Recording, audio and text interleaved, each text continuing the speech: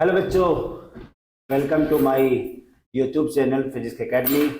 मैं दुर्गेश पांडे। आज मैं पढ़ाने वाला हूँ क्लास 12th का बहुत ही famous chapter halo alkane and halo arene. Organic chemistry का फर्स्ट चैप्टर क्लास 12th का हेलो एल्केन हेलो एरीन है। और ये बहुत ही इंपॉर्टेंट भी चैप्टर है क्योंकि इस चैप्टर में हम लोग बहुत सारी मैकेनिज्म, बहुत सारी ऑर्गेनिक रिएक्शन का डिस्कशन करने वाले हैं। अगर मैं इस चैप्टर की बात करूं अगर मैं इस चैप्टर की बात करूं इस चैप्टर में मुझे क्या क्या पढ़ना है, तो पहला तो आता है classification classification of hello alkane and halo arene. Okay बच्चों। दूसरा क्या है? Method of preparation of halo alkane. किस तरीके से हम हेलो एल्केन का फॉर्मेशन कर सकते हैं। बहुत सारे मेथड्स आते हैं, from alcohol, from alkane, alkene, alkyne. और इसके बाद आते हैं कि अगर हमने हेलो एल्केन का फॉर्मेशन कर लिया तो इनका केमिकल प्रॉपर्टीज क्या होगा। तो chemical properties of halo alkane. तो केमिकल प्रॉपर्टीज क्या होता है? वो हमारा हेलो एल्केन कितने टाइप के केमिकल रिएक्शन दे सकते हैं। तो अगर आप एनसीईआरटी को देखो तो chemical properties of halo alkane में बहुत सारी चीजें आती हैं। पहला आता है न्यूक्लियोफिलिक सब्स्टिट्यूशन रिएक्शन। इसमें आप SN1 एंड SN2 का डिस्कशन किया जाएगा। दूसरा आप देखोगे इसी में आता है एलिमिनेशन रिएक्शन। एलिमिनेशन रिएक्शन और इस एलिमिनेशन रिएक्शन में हम लोग क्या करने वाले हैं, हम लोग जो है सेट-जेफ रूल को फॉलो कराएंगे क्योंकि यहाँ पे बीटा एलिमिनेशन का ही ज्यादा डिस्कशन होता है। और थर्ड हमारा क्या होता है? Reaction with metal. Reaction with metal हम केमिकल प्रॉपर्टीज में देखेंगे, जैसे वुड्स रिएक्शन है, उल्मान रिएक्शन है, ये सारे के सारे ग्रिग्नार्ड रिएजेंट है, ये भी रिएक्शन विथ मेटल में आएगा। अच्छा, वैसे ही उसी सीरीज में ही अगर मैं बात करूं method of preparation of halo arene, haloarene को किस तरीके से आप बना सकते हैं, साथ में इनके हम केमिकल प्रॉपर्टीज को भी देखेंगे। Chemical properties of halo arene, ये कितने टाइप के रिएक्शन दे सकते हैं। इसमें भी पहला आपका आता है न्यूक्लियोफिलिक सब्स्टिट्यूशन रिएक्शन। इसमें भी SN1 और SN2 का कंसेप्ट आता है। SN1 SN2 unimolecular nucleophilic substitution reaction, biomolecular nucleophilic substitution reaction. फिर इसमें आएगा आपका इलेक्ट्रोफिलिक सब्स्टिट्यूशन रिएक्शन आएगा। ये बहुत इंपॉर्टेंट है बच्चों। और इलेक्ट्रोफिलिक सब्स्टिट्यूशन रिएक्शन में आप देखोगे हेलोजिनेशन आएगा, हेलोजिनेशन, नाइट्रेशन, नाइट्रेशन। फिर आप देखोगे Friedel Crafts alkylation. Friedel Crafts alkylation है, फ्रिडल क्राफ्ट एसाइलेशन है। ये हमारे इलेक्ट्रोफिलिक सब्स्टिट्यूशन रिएक्शन के कुछ फेमस एग्जांपल हैं। और फिर इसमें भी रिएक्शन विथ मेटल आएंगे। इसमें भी रिएक्शन विथ मेटल का भी टर्म आता है, जैसे आपने नाम सुना होगा Fittig reaction, Wurtz Fittig reaction. ठीक है, ये सारी के सारी जो की पॉइंट है ये मैंने आपको बताया कि इस चैप्टर में क्या पढ़ना है। और आप देखोगे पॉली हेलोजन भी आता है। पॉली हेलोजन में जैसे क्लोरोफॉर्म है, कार्बन टेट्राक्लोराइड है, DDT है, डाइक्लोरो डाइफिनाइल ट्राइक्लोरोइथेन। तो ये भी हमारे पॉली हेलोजन के कंपाउंड है जिनका भी हम लोग यहाँ पर डिस्कशन करेंगे। तो स्टेप बाय स्टेप हम सारी चीजें यहाँ पर डिस्कशन करेंगे। तो स्टार्ट करते हैं कि हेलो एल्केन हेलोरीन में हम लोग स्टार्टिंग में क्या जाने, कैसे हम लोग समझेंगे कि कंपाउंड हेलो एल्केन है या हेलो एरीन है। तो पहले बच्चों ये आपको समझना होगा कि हेलोजन है क्या। तो जो हेलोजन होता है ना बच्चों, वो ग्रुप 17 का एलिमेंट होता है। ग्रुप 17 का एलिमेंट होता है। अगर आपने पीरियोडिक टेबल देखा होगा तो वहां पे फ्लोरीन आता है, क्लोरीन आता है, ब्रोमीन आता है, आयोडीन आएगा और एस्टेटीन आता है। जो कि एस्टेटीन जो हमारा है वो रेडियो एक्टिव एलिमेंट है जिसका यूज यहाँ पर नहीं किया जाता है। तो अगर इसी हेलोजन एलिमेंट का अगर हम किसी एल्केन के साथ अगर हम बॉन्ड बना दें या हम बेंजीन के साथ बॉन्ड बना दें, उसी को हम लोग क्या बोलते हैं बच्चों? Hello alkane and halo arene. जैसे अगर मैं एग्जांपल के रूप में लूं किस किस तरीके से इसको हम लोग यूज कर सकते हैं, तो मान लो यहाँ पर हमने लिया मीथेन मॉलिक्यूल। अब मीथेन से हमने हाइड्रोजन को हटा दिया और यहाँ पर मैंने क्लोरीन को ऐड कर दिया, तो यहाँ पर क्या बनाया, मेथाइल क्लोराइड बनाया। ये भी हमारा क्या बन गया, हेलो एल्केन का फॉर्मेशन हो गया। या अगर मान लिया यहाँ पे हमने प्रोपेन लिया है और प्रोपेन से मैंने हाइड्रोजन को हटा दिया, मान लीजिए हमारा हाइड्रोजन है और इसके जगह पे मैंने ब्रोमीन को ऐड कर दिया, ये हमारा बन गया टू ब्रोमोप्रोपेन। ये भी हमारे किसका एग्जांपल हो गया बच्चों, हेलो एल्केन का एग्जांपल हो गया। मतलब हमारा जो हेलो एल्केन होते हैं ना, वो हमारा हाइड्रोकार्बन के डेरिवेटिव कंपाउंड होती हैं, जिसमें हम लोग हाइड्रोजन को रिप्लेस करके हेलोजन एटम को ऐड करते हैं। वैसे ही अगर मान लीजिए ये हमने कोई बेंजीन ले लिया, ये बेंजीन मॉलिक्यूल है, और इस बेंजीन मॉलिक्यूल से मैंने क्या कर दिया, हाइड्रोजन को रिप्लेस कर दिया और यहाँ पर हमने आयोडीन को जोड़ दिया और यहाँ पर हमने क्या बना दिया, आयोडोबेंजीन का फॉर्मेशन कर दिया। इसी को बोला जाता है हेलो एरीन मॉलिक्यूल। मतलब अगर हमारा एरोमेटिक हेलोजन डेरिवेटिव कंपाउंड हो, उसको हम लोग क्या बोलते हैं बच्चों, हेलो एरीन बोलते हैं। तो इसी हेलो एल्केन और हेलो एरीन का ही यहाँ पर हम लोग क्या करने वाले हैं, डिस्कशन करने वाले हैं। उस डिस्कशन में हम लोग बहुत सारे की पॉइंट को भी देखेंगे। अच्छा, अगर मैं बात करूं कि हेलो एल्केन कितने टाइप के हो सकते हैं, यहाँ पर मेंशन हुआ है, यहाँ पर आरएक्स की वैल्यू दी हुई है। आरएक्स मतलब क्या हुआ कि कोई भी आर की वैल्यू हो, जैसे एल्काइल ग्रुप हो, मेथाइल हो, एथाइल हो, फिनाइल हो, ठीक है, तो वो भी बहुत सारे टाइप के हो सकते हैं, जैसे मोनोहेलाइड है, डाईहेलाइड है, ट्राईहेलाइड है, टेट्राहेलाइड है। इसका मतलब क्या हुआ कि अगर हम हेलोजन एटम के नंबर के बेसिस पे अगर हम हेलो एल्केन को अगर हम तो उसको हम mono halo alkane, die halo alkane या पॉली हेलो एल्केन में भी कन्वर्ट कर सकते हैं। इसमें भी हम लोग डिग्री डिसाइड करते हैं कि प्राइमरी भी हो सकता है, सेकेंडरी भी हो सकता है, टर्सरी भी हो सकता है। बच्चों को प्रॉब्लम आता है कि सर हम डिग्री को कैसे फाइंड आउट करते हैं, अगर मुझे एल्काइल हैलाइड का डिग्री फाइंड आउट करना हो तो हम कैसे फाइंड आउट करेंगे। ये भी बहुत आसान तरीका है जिससे हम किसी भी हेलो एल्केन का डिग्री फाइंड आउट कर सकते हैं। जैसे मान लो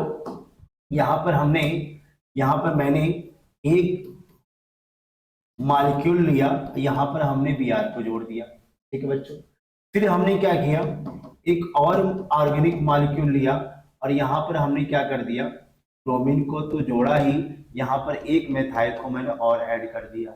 वैसे ही थर्ड कंडीशन में हमने क्या कर दिया, ब्रोमीन को तो जोड़ा ही, लेकिन दोनों साइड हमने क्या कर दिया, मेथाइल ग्रुप को जोड़ दिया। और आपसे पूछा जाए ये आरएक्स जो कि एल्काइल हैलाइड है, उस एल्काइल हैलाइड का डिग्री क्या होगी, डिग्री अगर आपको फाइंड आउट करना हो तो सिंपल सा तरीका है बच्चों कि जो हमारा हेलोजन एटम जिस कार्बन से जुड़े उससे कितने डायरेक्ट कार्बन जुड़े होते हैं वही डिग्री डिसाइड करता है। अगर यहाँ पर केवल हाइड्रोजन जुड़ा हो या एक कार्बन जुड़ा है डायरेक्ट, उसको हम लोग प्राइमरी डिग्री बोलते हैं। अगर 2 कार्बन अटैच्ड है उस हेलोजन वाले कार्बन से तो उसको सेकेंडरी बोलते हैं। अगर 3 कार्बन जुड़ा हुआ तो उसको हम लोग टर्सरी बोलते हैं। इसीलिए जिस ब्रोमीन जिस कार्बन से जुड़ा हुआ है उस कार्बन से केवल एक ही कार्बन जुड़ा हुआ है, इसलिए इसको हम लोग बोलते हैं प्राइमरी एल्काइल हैलाइड। अगर ब्रोमीन जिस कार्बन से जुड़ा है उस कार्बन पे 2 कार्बन जुड़े हुए हैं, इसलिए उनको क्या बोला जाता है बच्चों, सेकेंडरी एल्काइल हैलाइड। अगर ब्रोमीन जिस कार्बन से जुड़ा हुआ है उससे 3 कार्बन डायरेक्ट जुड़ा है, इसलिए इसको क्या बोला जाता है बच्चों, थर्ड डिग्री बोला जाता है। तो इसका मतलब क्या हुआ कि जो हमारा एल्काइल हैलाइड है वो भी 3 टाइप के हो सकते हैं, प्राइमरी भी हो सकते हैं, सेकेंडरी भी हो सकते हैं और टर्सरी एल्काइल हैलाइड हो सकते हैं। और एल्काइल हैलाइड का भी एक और तरीका है, इस कार्बन का हाइब्रिडाइजेशन क्या होना चाहिए, sp3 होना चाहिए, और इसके साथ अगर कोई हेलोजन आइटम जुड़ता हो वो भी हमारे क्या होते हैं, एल्काइल हैलाइड की तरह बिहेव करते हैं। ये भी आपका एक तरीका है जिससे आप किसी चीज को फाइंड आउट कर सकते हैं। अब ये हाइब्रिडाइजेशन कैसे कैलकुलेट करते हैं ऑर्गेनिक मॉलिक्यूल को, वो भी आपको पता है, मैंने पहले भी बताया हुआ है कि हम सिग्मा बॉन्ड काउंट करके भी किसी भी ऑर्गेनिक कंपाउंड का हाइब्रिडाइजेशन कैलकुलेट कर सकते हैं। या कार्बन के पास अगर सिग्मा बॉन्ड के अलावा अगर लोन पेयर है, नेगेटिव चार्ज है, इनको सम करके भी हम इनका हाइब्रिडाइजेशन कैलकुलेट कर सकते हैं, ताकि हम बता सकते हैं कि इनका ज्योमेट्री क्या होगी, इनका स्ट्रक्चर क्या होगा। जैसे इसका भी सिंपल तरीका है, यहाँ पे मैं आपको दिखा देता हूँ ताकि आपको समझ में आ जाए कि हम किसी भी ऑर्गेनिक कंपाउंड का हाइब्रिडाइजेशन कैसे कैलकुलेट कर सकते हैं। मैं यहाँ पर बताने वाला हूँ कि किस तरीके से हम हाइब्रिडाइजेशन किसी भी ऑर्गेनिक कंपाउंड का कैसे कैलकुलेट कर सकते हैं।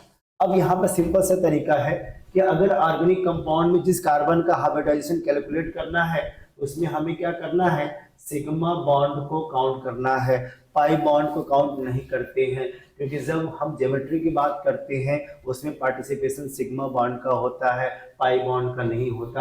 अगर इसमें अगर लोन पेयर है तो लोन पेयर को भी काउंट कर लेना, अगर उसके पास नेगेटिव चार्ज है उसको भी काउंट कर लेना, और काउंट करने पर जो भी वैल्यू आती है, अगर वैल्यू 2 आ गई इसका हाइब्रिडाइजेशन क्या होगा बच्चों, sp होगा। अगर 3 आ गया इसका हाइब्रिडाइजेशन क्या होगा बच्चों, sp2 होगा। अगर 4 आ गया इसका हाइब्रिडाइजेशन की वैल्यू क्या हो जाएगी, sp3 हो जाएगी। अच्छा बताओ अगर 5 आ गया तो क्या होगा, अगर हमारा sigma lone pair negative charge जितने भी हैं अगर मैंने काउंट करके इसकी वैल्यू 5 हो गई तो उस कार्बन का हाइब्रिडाइजेशन क्या होगा, आपको बताना है कमेंट बॉक्स में कि इसकी हाइब्रिडाइजेशन की वैल्यू क्या होगी, इसकी हाइब्रिडाइजेशन की वैल्यू क्या होगी। अरे देखो कार्बन जो होता है वो मैक्सिमम जो है वो 4 ही बॉन्ड बना सकता है, वो टेट्रा वैलेंसी कैरेक्टर शो करता है, इसलिए कार्बन कभी भी 5 बॉन्ड नहीं बना सकता है। इसीलिए कार्बन जो है या तो sp या तो sp2 या तो sp3 ही हाइब्रिडाइजेशन शो करता है। इस तरीके से भी हम किसी भी हेलो एल्केन का क्लासिफिकेशन कर सकते हैं on the basis of hybridisation. अगर कार्बन का हाइब्रिडाइजेशन sp3 है और हेलोजन जुड़ा हो तो उसको हम लोग क्या बोलते हैं, एल्काइल हैलाइड बोलेंगे। अच्छा अगर मैं बोलूं कि अगर हम अदर कोई क्लासिफिकेशन देखें तो यहाँ पर एक एलाइलिक हैलाइड दिया हुआ है, बेंजाइलिक हैलाइड दिया हुआ है, उसको आप कैसे क्लासिफाइड करोगे। इन दोनों के लिए भी कार्बन का हाइब्रिडाइजेशन क्या होना चाहिए, sp3 होना चाहिए, लेकिन नेक्स्ट कार्बन पर केवल डबल बॉन्ड है जिसको हम लोग क्या बोलते हैं, एलाइलिक हैलाइड बोलते हैं। नेक्स्ट कार्बन पे एरोमेटिक रिंग आ गया उसको हम लोग क्या बोलते हैं बच्चों, बेंजाइलिक हैलाइड बोलते हैं। अब ये किस तरीके से काम करता है वो एग्जांपल करके मैं आपको दिखाता हूं, लेकिन यहाँ पे मैंने पहले से ही मेंशन कर दिया है कि हेलोजन जिस कार्बन से जुड़ा है इस कार्बन का हाइब्रिडाइजेशन क्या है, sp3 है, क्योंकि वहां 1 2 3 4 सिग्मा बॉन्ड है और नेक्स्ट कार्बन पर क्या है बच्चों, डबल बॉन्ड है, इसलिए एलाइलिक हैलाइड का एग्जांपल है। अब उसी तरीके से देखो हेलोजन जिस कार्बन से जुड़ा है इस कार्बन का भी हाइब्रिडाइजेशन क्या है, sp3 है, और नेक्स्ट कार्बन पे क्या है बच्चों, एक एरोमेटिक रिंग है, इसीलिए किसका एग्जांपल हो जाता है, बेंजाइलिक हैलाइड का। और इसको समझने के लिए यहाँ पर मैं आपको एग्जाम्पल से दिखा रहा हूं ताकि आपको चीजें समझ में आ जाए। ये भी ध्यान दें जो भी मैं आपको की पॉइंट बताते जा रहा हूं उसे आप नोट करते जाएं, क्योंकि आप आज नोट करेंगे एग्जाम के टाइम में फिर आप भूल जाएंगे, लेकिन जब आप इसको नोट्स बनाते जाएंगे तो एग्जाम के टाइम में यह हमेशा आपका काम आएगा, क्योंकि नोट्स ही आपके एग्जाम में काम आते हैं। अब जैसे मान लो हमने इस तरीके से कोई कंपाउंड बनाया, ये साइक्लोपेंटेन है, और यहां से हमने कोई Br को जोड़ दिया। अब मैंने इस तरीके से भी कंपाउंड बनाया, यहां पे भी मैंने ब्रोमीन को जोड़ दिया, लेकिन यहां पे मैंने डबल बॉन्ड लगा दिया, और एक मैंने यहां नीचे बना देता हूं, ये हमारा बेंजीन है, और बेंजीन के साथ हमने क्या कर दिया, ब्रोमीन को और CH2 को मैंने ऐड कर दिया। अब आपसे पूछा जाए कि फर्स्ट सेकेंड और थर्ड ऑर्गेनिक मॉलिक्यूल में किस टाइप का हेलोजन डेरिवेटिव कंपाउंड है, तो आपको ध्यान देना होगा कि ब्रोमीन कार्बन से जुड़ा हुआ है, इस कार्बन का हाइब्रिडेशन क्या हो गया बच्चों, sp3। अब बोलोगे सर यहाँ पे तो 3 सिग्मा बॉन्ड दिख रहा है बच्चों, बट ये 3 सिग्मा बॉन्ड नहीं है, क्योंकि यहाँ पे मैंने हाइड्रोजन को दिखाया नहीं है। क्योंकि आपने होगा जब हम लोग ऑर्गेनिक कंपाउंड का बॉन्ड लाइन स्ट्रक्चर बनाते हैं तो हाइड्रोजन को हम लोग एज्यूम कर लेते हैं कि कार्बन की जो वैलेंसी होती है वो 4 होती है, और यहाँ पे ना ही कोई डबल बॉन्ड दिख रहा है ना ही कोई एरोमेटिक रिंग दिख रहा है, इसलिए किसका एग्जांपल हो गया बच्चों, एल्काइल हैलाइड का ये एग्जांपल हो गया। ठीक है, अब उसी तरीके से सेकंड पॉइंट को देखते हैं, ब्रोमीन जिस कार्बन से जुड़ा हुआ है इस कार्बन का हाइब्रिडेशन क्या हो गया बच्चों, sp3 हो गया, क्योंकि यहाँ पर हाइड्रोजन था ही, यहाँ पर 4 सिग्मा बॉन्ड हो गया, हाइब्रिडेशन sp3 हो गया। बट इसके नेक्स्ट कार्बन पर क्या है, डबल बॉन्ड कैरेक्टर है, डबल बॉन्ड आ गया है, इसलिए किसका एग्जांपल हो गया बच्चों, ये एलाइलिक हैलाइड का एग्जांपल हो गया। उसी तरीके से हम इस ब्रोमीन जिस कार्बन से जुड़ा हुआ है इस कार्बन का भी हाइब्रिडेशन क्या है, sp3 है, 4 सिग्मा बॉन्ड है, और नेक्स्ट कार्बन पे क्या आ गया, बेंजीन रिंग आ गया, एक इसका एग्जांपल हो गया बच्चों, एग्जांपल हो गया बेंजाइलिक बेंजाइलिक हैलाइड का एग्जांपल हो गया, जैसे यहाँ पे मैंने मेंशन किया हुआ है। तो इस तरीके से भी हाइब्रिडाइजेशन के बेसिस पे भी हम किसी भी हेलोजन डेरिवेटिव कंपाउंड को भी क्लासिफाइड कर सकते हैं।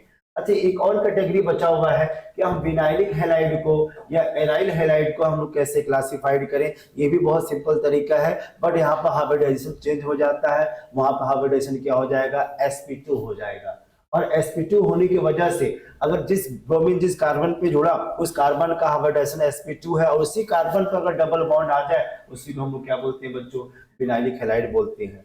अगर हमारा कार्बन जिससे जिससे हमारा हेलोजन आइटम जुड़ा हुआ है उसका हाइब्रिडाइजेशन अगर sp2 है और उसी कार्बन पर हमारा क्या बन जाए, एरोमेटिक रिंग का फॉर्मेशन हो जाए, उसी को क्या बोला जाता है, एराइल हैलाइड बोलते हैं। इसको एग्जांपल के थ्रू हम लोग समझने की कोशिश करते हैं, क्योंकि एग्जाम्पल से ही आपको समझ में आएगा। क्योंकि बहुत बार एग्जाम में पूछा भी जाता है कि आप सीखा जाएगा कि कुछ मॉलिक्यूल्स में कौन बेंजाइलिक है, कौन एराइलिक है, कौन हमारा जो है एलाइलिक हैलाइड की तरह बिहेव करता है। ये पैटर्न आपको समझ में आना चाहिए, तभी आपको ये कंसेप्ट क्लियर होगा। अब जैसे मान लो यहाँ पर हमने एक बेंजीन बनाया और बेंजीन के साथ हमने क्या जोड़ दिया, Cl को जोड़, ठीक है। यहाँ पर हमने कोई साइक्लोहेक्सेन बनाया और यहाँ पर हमने क्या जोड़ दिया, Br को जोड़ दिया। अब मैं अगर आपसे पूछूं कि इन दोनों ऑर्गेनिक कंपाउंड का नेचर क्या है, ये किस टाइप के हेलोजन डेरिवेटिव कंपाउंड है, तो सिंपल सा तरीका है कि क्लोरीन जिस कार्बन से जुड़ा है इस कार्बन का हाइब्रिडेशन क्या हो गया बच्चों, sp2 हो गया। आपको पता ही है कि बेंजीन के हर कार्बन का हाइब्रिडाइजेशन की वैल्यू क्या होती है, sp2 होती है, क्योंकि यहाँ पे 3 सिग्मा बॉन्ड और एक पाई बॉन्ड का फॉर्मेशन उस कार्बन के अलोंग होता है और उसी कार्बन पर क्या है, हमारा एक बेंजीन रिंग है, इसलिए किसका एग्जाम्पल हो गया, एराइल हैलाइड का एग्जाम्पल हो गया। अगर मैं नेक्स्ट ऑर्गेनिक कंपाउंड की बात करूं तो ब्रोमीन जिस कार्बन से जुड़ रहा है उस कार्बन का हाइब्रिडेशन क्या हो गया, sp2 हो गया, क्योंकि यहाँ पर 3 सिग्मा और एक पाई बॉन्ड है और उसी कार्बन पर क्या है बच्चों, डबल बॉन्ड आ गया है, इसीलिए किसका एग्जांपल हो गया, विनाइलिक हैलाइड का एग्जांपल हो गया। तो हम sp2 हाइब्रिडाइजेशन के बेसिस पे भी हम विनाइलिक और एराइलिक हैलाइड को भी क्लासिफाइड कर सकते हैं। आई थिंक आपको हेलो एल्केन के जो क्लासिफिकेशन हो सकते हैं उसकी क्या पॉसिबिलिटी हो सकती है वो अब आपको अच्छी तरीके से समझ में आ रहा होगा। ये चीजें आपको समझ में आ रही है, ये कंसेप्ट समझ में आ रहा है, इसे नोट कर ले। अब फिर हम लोग आगे के पॉइंट पर चलते हैं।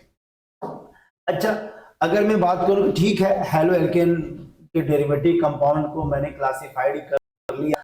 अब क्या है, अब मैं बताया था कि अब हम उस हेलो एल्केन या हेलोजन डेरिवेटिव कंपाउंड को किस तरीके से बना सकते हैं, इसीलिए यहाँ पर हमने यूज किया हुआ है general method of preparation of मोनोहेलाइड।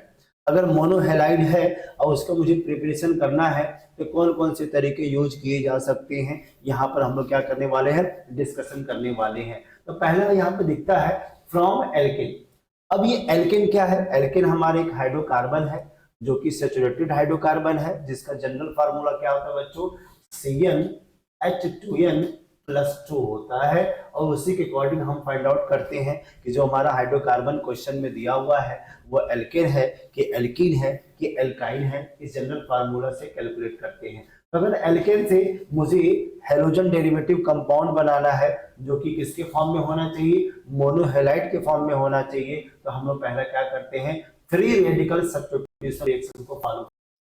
ये ध्यान देना बच्चों कि हेलो एल्केन हेलो एरीन जो चैप्टर है इसके लिए क्लास 11 का जो बेसिक पैटर्न है जिसको हम लोग जीओसी बोलते हैं, जनरल ऑर्गेनिक केमिस्ट्री बोलते हैं, जो कि हमारे ऑर्गेनिक केमिस्ट्री का क्या होता है, बैकबोन होता है। हम ये भी बोल सकते हैं कि जीओसी हमारा ऑर्गेनिक केमिस्ट्री का क्या है, सोल है, एक आत्मा है। जब तक इसको अच्छी तरीके से आप नहीं समझेंगे, इस चैप्टर को अच्छे तरीके से आप अंडरस्टैंड नहीं कर पाएंगे, इसीलिए आपको बेसिक चीजें आपको पहले से आनी चाहिए। फिर भी जो भी बेसिक टर्म आएगा वो मैं आपको एक्सप्लेन करता जाऊंगा। तो अगर मैं फ्री रेडिकल सब्स्टिट्यूशन रिएक्शन की बात करूं तो फ्री रेडिकल सब्स्टिट्यूशन रिएक्शन में क्या होता है कि हम लोग लाइट, यूवी लाइट या हाई टेम्परेचर सनलाइट जैसी कंडीशन अप्लाई करते हैं, तब जाकर जो हमारा जो ऑर्गेनिक कंपाउंड के जो बॉन्ड होते हैं वो होमोलिटिक क्लीवेज देते हैं, और होमोलिटिक क्लीवेज से ही रेडिकल का फॉर्मेशन होता है। और रेडिकल के बारे में आप पहले से भी जानते होंगे कि those neutral species which contain unpaired electron are known as free radical. तो फ्री रेडिकल के बेसिस पे अगर सब्स्टिट्यूशन रिएक्शन कराया जाए तो यहाँ पर हमारा क्या होगा, यहाँ पे बॉन्ड होमोलिटिक क्लीवेज के फॉर्म में ब्रेक होगा और आर पे रेडिकल का फॉर्मेशन होगा और हाइड्रोजन पे रेडिकल का फॉर्मेशन होगा, और जो हमारा जो हैलोजन एटम है वो हैलोजन एटम उस रेडिकल के साथ कंबाइंड होकर हम मोनोहेलाइड का फॉर्मेशन कर सकते हैं। अब यहाँ पर जो हैलोजन डेरिवेटिव कंपाउंड की जो रिएक्टिविटी ऑर्डर है वो हमेशा याद रखना कि अगर जो मैंने हैलोजन लिया हुआ है अगर फ्लोरीन है तो उसकी रिएक्टिविटी ज्यादा होगी और आयोडीन की रिएक्टिविटी बहुत कम होगी, क्योंकि आपको पता ही है कि फ्लोरीन बार बार वो फ्लोराइड आयन में कन्वर्ट होना चाहेगा तो बॉन्ड को बहुत जल्दी वो ब्रेक कर सकता है और रिएक्टिविटी इसकी सबसे ज्यादा होती है। अगर मैं बात करूं कि अगर हमारा एल्केन जिससे हाइड्रोजन को निकालना है तो किसमें ज्यादा निकलने की चांसेस ज्यादा होती है, वो टर्सरी में ज्यादा होगी, और सबसे कम किसकी होती है बच्चों, प्राइमरी की होती है। जैसे सिंपल सी बात बोलूं, जैसे मैंने कोई कंपाउंड दिया, जैसे मान लो मैंने यहाँ पर इस तरीके से कंपाउंड दिया और यहाँ पर हमने क्लोरीन ले लिया और यहाँ पर हमने HNO दे दिया। HNO मतलब मैंने लाइट दे दिया। अब मैं कहूँ कि किसी एक हाइड्रोजन को हटाना है और हेलाइड को जोड़ना है ताकि मुझे मोनोहेलाइड का फॉर्मेशन करना है, तो आपको डिग्री देखना पड़ेगा, क्योंकि ये भी तो कार्बन ही है ना भाई। इसका नाम क्या हो गया, 1-मेथाइल, इसका नाम क्या हो गया, 1-मेथाइल साइक्लोपेंटेन। अगर इस मॉलिक्यूल का मुझे फ्री रेडिकल सब्स्टिट्यूशन रिएक्शन कराना है तो इस कार्बन को आप टारगेट करो। इस कार्बन का जो हाइड्रोजन जो होगा ना उसका नेचर क्या होगा, टर्सरी होगा, क्योंकि जिस कार्बन पे हाइड्रोजन जुड़ा हुआ है उसका नेचर जो है टर्सरी है, क्योंकि इधर भी कार्बन जुड़ा हुआ है, इधर भी कार्बन जुड़ा हुआ है, इधर भी कार्बन जुड़ा हुआ है, इसलिए वहां पर टर्सरी कार्बन का हाइड्रोजन की रिएक्टिविटी यहाँ पर क्या होगी, सबसे ज्यादा होगी। वो बार बार बाहर निकलना चाहेगा और जैसे ही हाइड्रोजन बाहर निकलेगा उसकी जगह पर हमारा क्या हो जाएगा, हाइड्रोजन की जगह पर हमारा क्लोरीन अटैच्ड हो जाएगा और 1-क्लोरो 1-मेथाइल साइक्लोपेंटेन का फॉर्मेशन होगा। तो हमें इसका बहुत विशेष ध्यान देना होगा कि जितना ज्यादा डिग्री होते जाएगा उतना ही ज्यादा उसका free radical substitution reaction possible है। अगर मैं सेकेंड पॉइंट की बात करूं, क्या हम एल्किन से भी बना सकते हैं? हाँ, एल्किन से भी हम मोनोहेलाइड का फॉर्मेशन करते हैं। एक पहला रूल होता है आपका है इलेक्ट्रोफिलिक एडिशन रिएक्शन, जहां पर हम लोग मार्कोनिकॉफ रूल को फॉलो करते हैं। दूसरा क्या होता है, फ्री रेडिकल एडिशन रिएक्शन, जहां पर हम लोग क्या करते हैं, एंटी मार्कोनिकॉफ रूल को फॉलो करते हैं। अगर क्लास 11 की बात करें तो आपने एल्कीन, एल्काइन और बेंजीन में ये टर्मिनोलॉजी आपने पढ़ा होगा कि water Markovnikov rule and water anti Markovnikov rule. अगर आप नहीं जानते हैं उसको भी मैं आपको एग्जांपल के थ्रू बताने की कोशिश करता हूं ताकि आपको अंडरस्टैंड बढ़ता जाए और आपको टॉपिक समझ में आते जाए। अब ये होता क्या है, अब पहली चीज ये जान ले कि जो हमारे एल्कीन है, एल्कीन का जनरल फार्मूला क्या होता है बच्चों, CnH2n होता है। क्या होता है, CnH2n होता है। वो अनसैचुरेटेड हाइड्रोकार्बन होते हैं, कार्बन कार्बन के बीच में क्या होता है, डबल बॉन्ड होता है। तो अगर मान लो हमने यहाँ पर मॉलिक्यूल ले लिया CH3CH डबल बॉन्ड CH2, ये हमने कोई अनसैचुरेटेड हाइड्रोकार्बन एल्कीन का एग्जांपल लिया है। अब ये एग्जांपल मैंने क्यों ले लिया है, क्योंकि ये एल्कीन जो है वो सिमेट्रिकल नहीं है, वो अनसिमेट्रिकल है। क्योंकि सिमेट्रिकल में कोई रूल अप्लाई नहीं होते हैं। आप कहीं भी किसी भी कार्बन के साइड पर किसी भी मॉलिक्यूल को, किसी भी एलिमेंट को आप ऐड कर सकते हैं, बट अनसिमेट्रिकल जब होता है उस कंडीशन में रूल अप्लाई होते हैं, ये ध्यान दें। अब यहाँ पर देखना ये है कि इस कार्बन के पास केवल एक हाइड्रोजन है और इस कार्बन पे क्या है, 2 हाइड्रोजन है। तो अगर मुझे मार्कोनिकॉफ रूल को फॉलो करना है तो हमेशा ध्यान देना जो हमारा रीजन का जो नेगेटिव पार्ट होता है ना बच्चों, वो उसी कार्बन कार्बन डबल बॉन्ड पर ऐड होगा जहां पर less number of hydrogen atom attached हो। लेस नंबर ऑफ हाइड्रोजन क्या हो, अटैच्ड होता हो, वहीं पर हमारा क्या होगा, नेगेटिव पार्ट अटैच्ड होगा। लेकिन जब हम एंटी मार्कोनिकॉफ रूल की बात करते हैं, एंटी मार्कोनिकॉफ रूल में नेगेटिव पार्ट ऑफ रिएजेंट उसी कार्बन कार्बन डबल बॉन्ड पे होगा जहां पर क्या हो, मोर हाइड्रोजन आर प्रेजेंट, जहां पर ज्यादा ही हाइड्रोजन प्रेजेंट होगा, वहीं पर हमारा नेगेटिव पार्ट क्या होगा, अटैच्ड होगा। तो अगर मार्कोनिकॉफ रूल को फॉलो कराना होगा तो हमारा हेलोजन एटम इसी कार्बन पे क्या होगा, अटैच्ड होगा। अगर एंटी मार्कोनिकॉफ रूल को फॉलो करना है तो हमारा जो हेलोजन जो होगा वो वहां पर क्या होगा, अटैच्ड होगा। और उसके एग्जांपल के थ्रू हम लोग समझने की कोशिश करते हैं। मैं फिर से रिपीट करता हूं कि मार्कोनिकॉफ रूल को पहचानने का तरीका सिंपल सा है। अगर कोई कंडीशन नहीं दिया है, अब मुझे HBr दे दिया जाए, HCl दे दिया जाए, मतलब कोई भी हेलोजन एसिड दे दिया, तो उस रिएजेंट का जो नेगेटिव पार्ट है ना, वो कार्बन कार्बन डबल बॉन्ड के उसी कार्बन पे जुड़ेगा जहां पर हमारा क्या हो, लेस नंबर ऑफ हाइड्रोजन हो। क्योंकि यहाँ पर जो है आप देखोगे कि कार्बोकैटायन का फॉर्मेशन होता है, और कार्बोकैटायन क्या होते हैं, ज्यादा स्टेबल होते हैं। अगर मैं बात करूं कि अगर एंटी मार्कोनिकॉफ रूल की बात करूं तो एंटी मार्कोनिकॉफ में हमारा जो रिएजेंट का जो नेगेटिव पार्ट है उसी कार्बन कार्बन डबल बॉन्ड पे ऐड होगा जहां पर हमारा हाइड्रोजन की वैल्यू ज्यादा हो, क्योंकि यहाँ पे फ्री रेडिकल का फॉर्मेशन होता है। तो उसके अकॉर्डिंग अब यहाँ पर एग्जांपल से समझने की कोशिश करते हैं। एग्जांपल से वैसे समझ लो, जैसे मान लीजिए यहाँ पर हमने इस तरीके से कोई मॉलिक्यूल दिया है। अब इस मॉलिक्यूल का रिएक्शन हमें कैसे कराना है। यहाँ पर हमने ले लिया HBr ले लिया, और यहाँ पर हमने क्या ले लिया, HBr के साथ हमने क्या ले लिया, पेरोक्साइड ले लिया। अब ध्यान देना बच्चों, एंटी मार्कोनिकॉफ रूल को पहचानने का तरीका, अगर कोई कंडीशन आपका पेरोक्साइड दे दे, यूवी लाइट दे दे, तो वहां पर हमेशा जो होता है एंटी मार्कोनिकॉफ रूल अप्लाई करते हैं। अब यहाँ पर HBr दिया है और डबल बॉन्ड भी दिया हुआ है, यहाँ पर डबल बॉन्ड भी है और HBr के साथ रिएक्शन कराना है, तो साफ साफ दिख रहा है कि यहाँ पे एडिशन रिएक्शन फॉलो होगा। अब चूंकि addition reaction electrophilic addition reaction है, तो यहाँ पर देखना पड़ेगा कि इस कार्बन के पास तो कोई हाइड्रोजन है ही नहीं, क्योंकि ऑलरेडी उसने 4 बॉन्ड बना लिया है। तो इस मॉलिक्यूल का नाम क्या हो गया बच्चों, 1 मिथाइल साइक्लोपेंटीन। तो हमारा जो ब्रोमीन होगा ना, वो उसी कार्बन पे अटैच होगा जहां पर हमारा क्या हो, लेस नंबर ऑफ हाइड्रोजन है, क्योंकि इस कार्बन के पास एक हाइड्रोजन तो ऑलरेडी है। इसीलिए यहाँ पे जो प्रोडक्ट बनेगा, ये प्रोडक्ट इस तरीके से बनेगा, यहाँ पे ब्रोमीन क्या हो जाएगा बच्चों, ऐड हो जाएगा और 1 ब्रोमो 1 मिथाइल साइक्लोपेंटेन का फॉर्मेशन करेगा। लेकिन जब मैंने HBr पेरोक्साइड दे दिया, तो अगर यहाँ पर मैंने पेरोक्साइड इफेक्ट दे दिया, यहाँ पे कौन सा रूल फॉलो करेगा, एंटी मार्कोनिकॉफ रूल फॉलो करेगा। तो हमारा ब्रोमीन उसी कार्बन पे जुड़ेगा जहां पर मैक्सिमम नंबर ऑफ हाइड्रोजन होगा, कार्बन कार्बन डबल बॉन्ड पे। तो हमारा जो मॉलिक्यूल है वो इस तरीके से बन जाएगा, 1 ब्रोमो 2 मिथाइल साइक्लोपेंटेन का फॉर्मेशन करेगा। तो इसके अकॉर्डिंग में भी हम लोग मोनोहेलाइड बना सकते हैं फ्रॉम एल्कीन। ये शायद ये पॉइंट आपको समझ में आ रहा होगा। तीसरा तरीका क्या हो सकता है मोनोहेलाइड बनाने का, हेलोजन एक्सचेंज मेथड। ये भी एक बहुत अच्छा तरीका है कि हम अगर नॉर्मली देखें तो ब्रोमाइड और क्लोराइड के जो हेलोजन डेरिवेटिव कंपाउंड होते हैं उसे हम इनडायरेक्ट जो है बना सकते हैं, डायरेक्ट भी बना सकते हैं। बट फ्लोराइड और आयोडाइड को हम लोग डायरेक्ट नहीं बना सकते हैं, क्योंकि फ्लोराइड को आपको पता ही है दे आर मोर रिएक्टिव होते हैं, वो अदर सॉल्वेंट के साथ या अदर मॉलिक्यूल के साथ रिएक्शन कर सकते हैं और भी होते हैं। लेकिन जो हमारा आयोडीन होते हैं लेस रिएक्टिव तो होते हैं, बट ये जो गुड क्या होते हैं, ये आपका ये रिड्यूसिंग एजेंट होते हैं। वो जो हमारा आयोडाइड है, जो हमारा आयोडाइड आई नेगेटिव है, वो मिनिमम ऑक्सीडेशन स्टेट में है।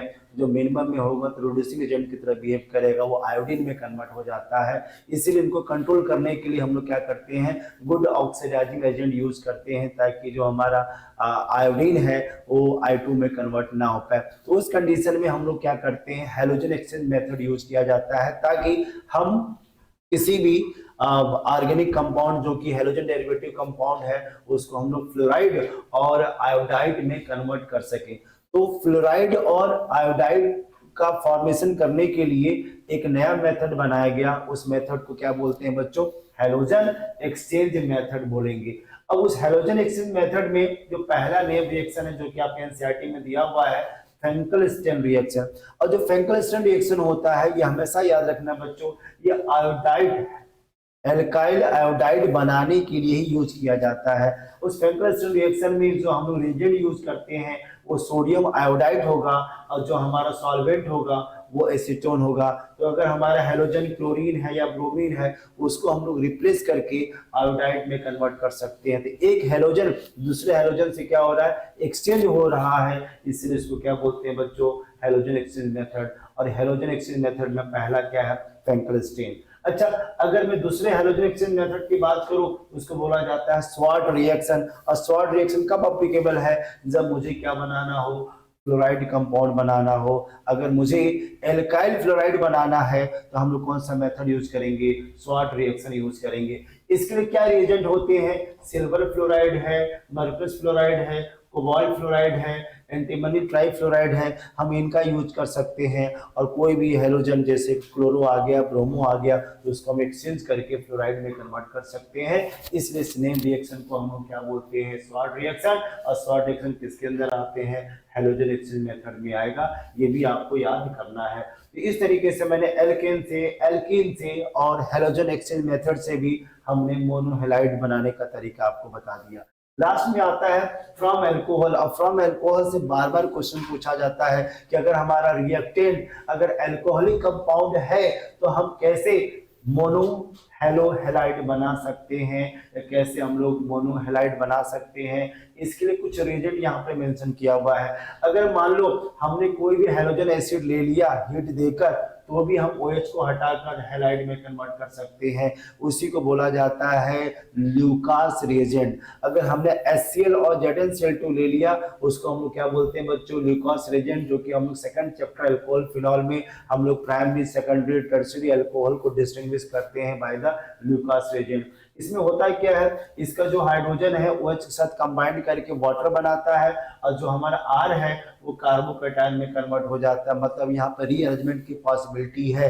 अगर रीअरेंजमेंट की पॉसिबिलिटी है तो ये रिएक्शन प्रोसीड होता है। तो घुमा फिरा कर मैं बोलूं कि अगर हमने किसी भी हैलोजन एसिड को, अगर हैलोजन एसिड को किसी भी अल्कोहल रिएक्टेंट के साथ रिएक्शन करते हैं, तो भी हम लोग क्या बना सकते हैं, मोनोहेलाइड बना सकते हैं। इसका एग्जांपल अभी मैं आपको आगे बताऊंगा।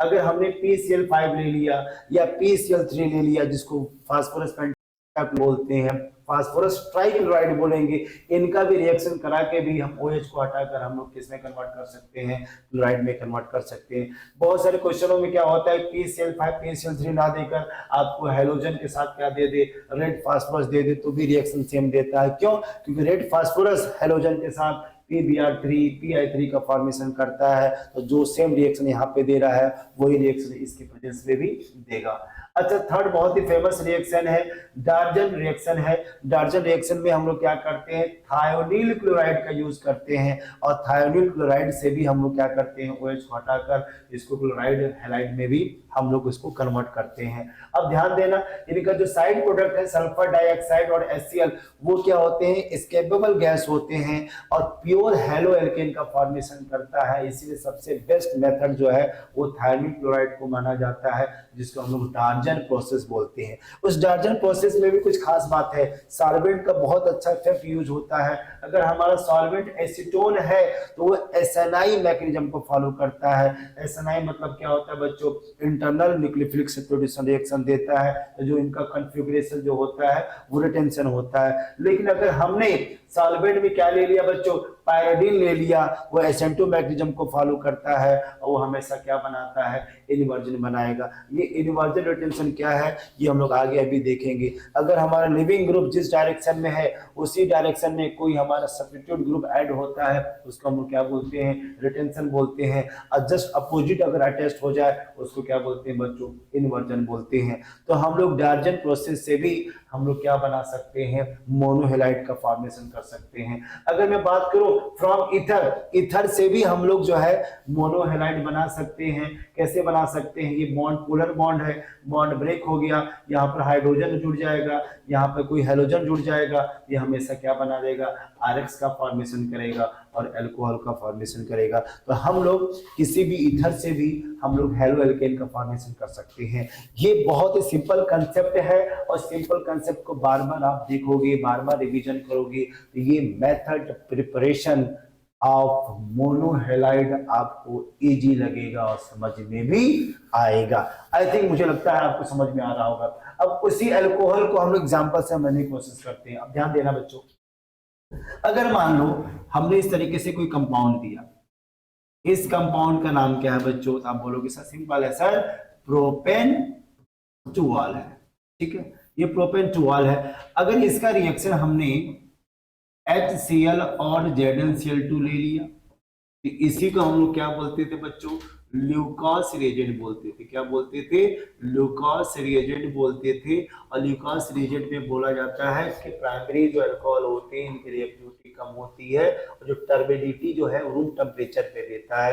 लेकिन जो हमारा सेकेंडरी अल्कोहल होगा वो 10 मिनट के आसपास टर्बिडिटी या मिल्की अपीयरेंस देता है, लेकिन जब टर्शरी अल्कोहल होगा वो सेकंडों में दे देता है। तो हम अल्कोहल को डिस्टिंग्विश करने के लिए भी हम लोग ग्लूकोज रिएजेंट यूज करते हैं। तो होगा क्या, इसका हाइड्रोजन इसके OH के साथ कंबाइंड हो जाएगा और वाटर बना देगा और वहां पर क्या हो जाएगा, Cl अटैच्ड हो जाएगा। तो ये भी तो हमारा मोनो हैलोजन कंपाउंड है।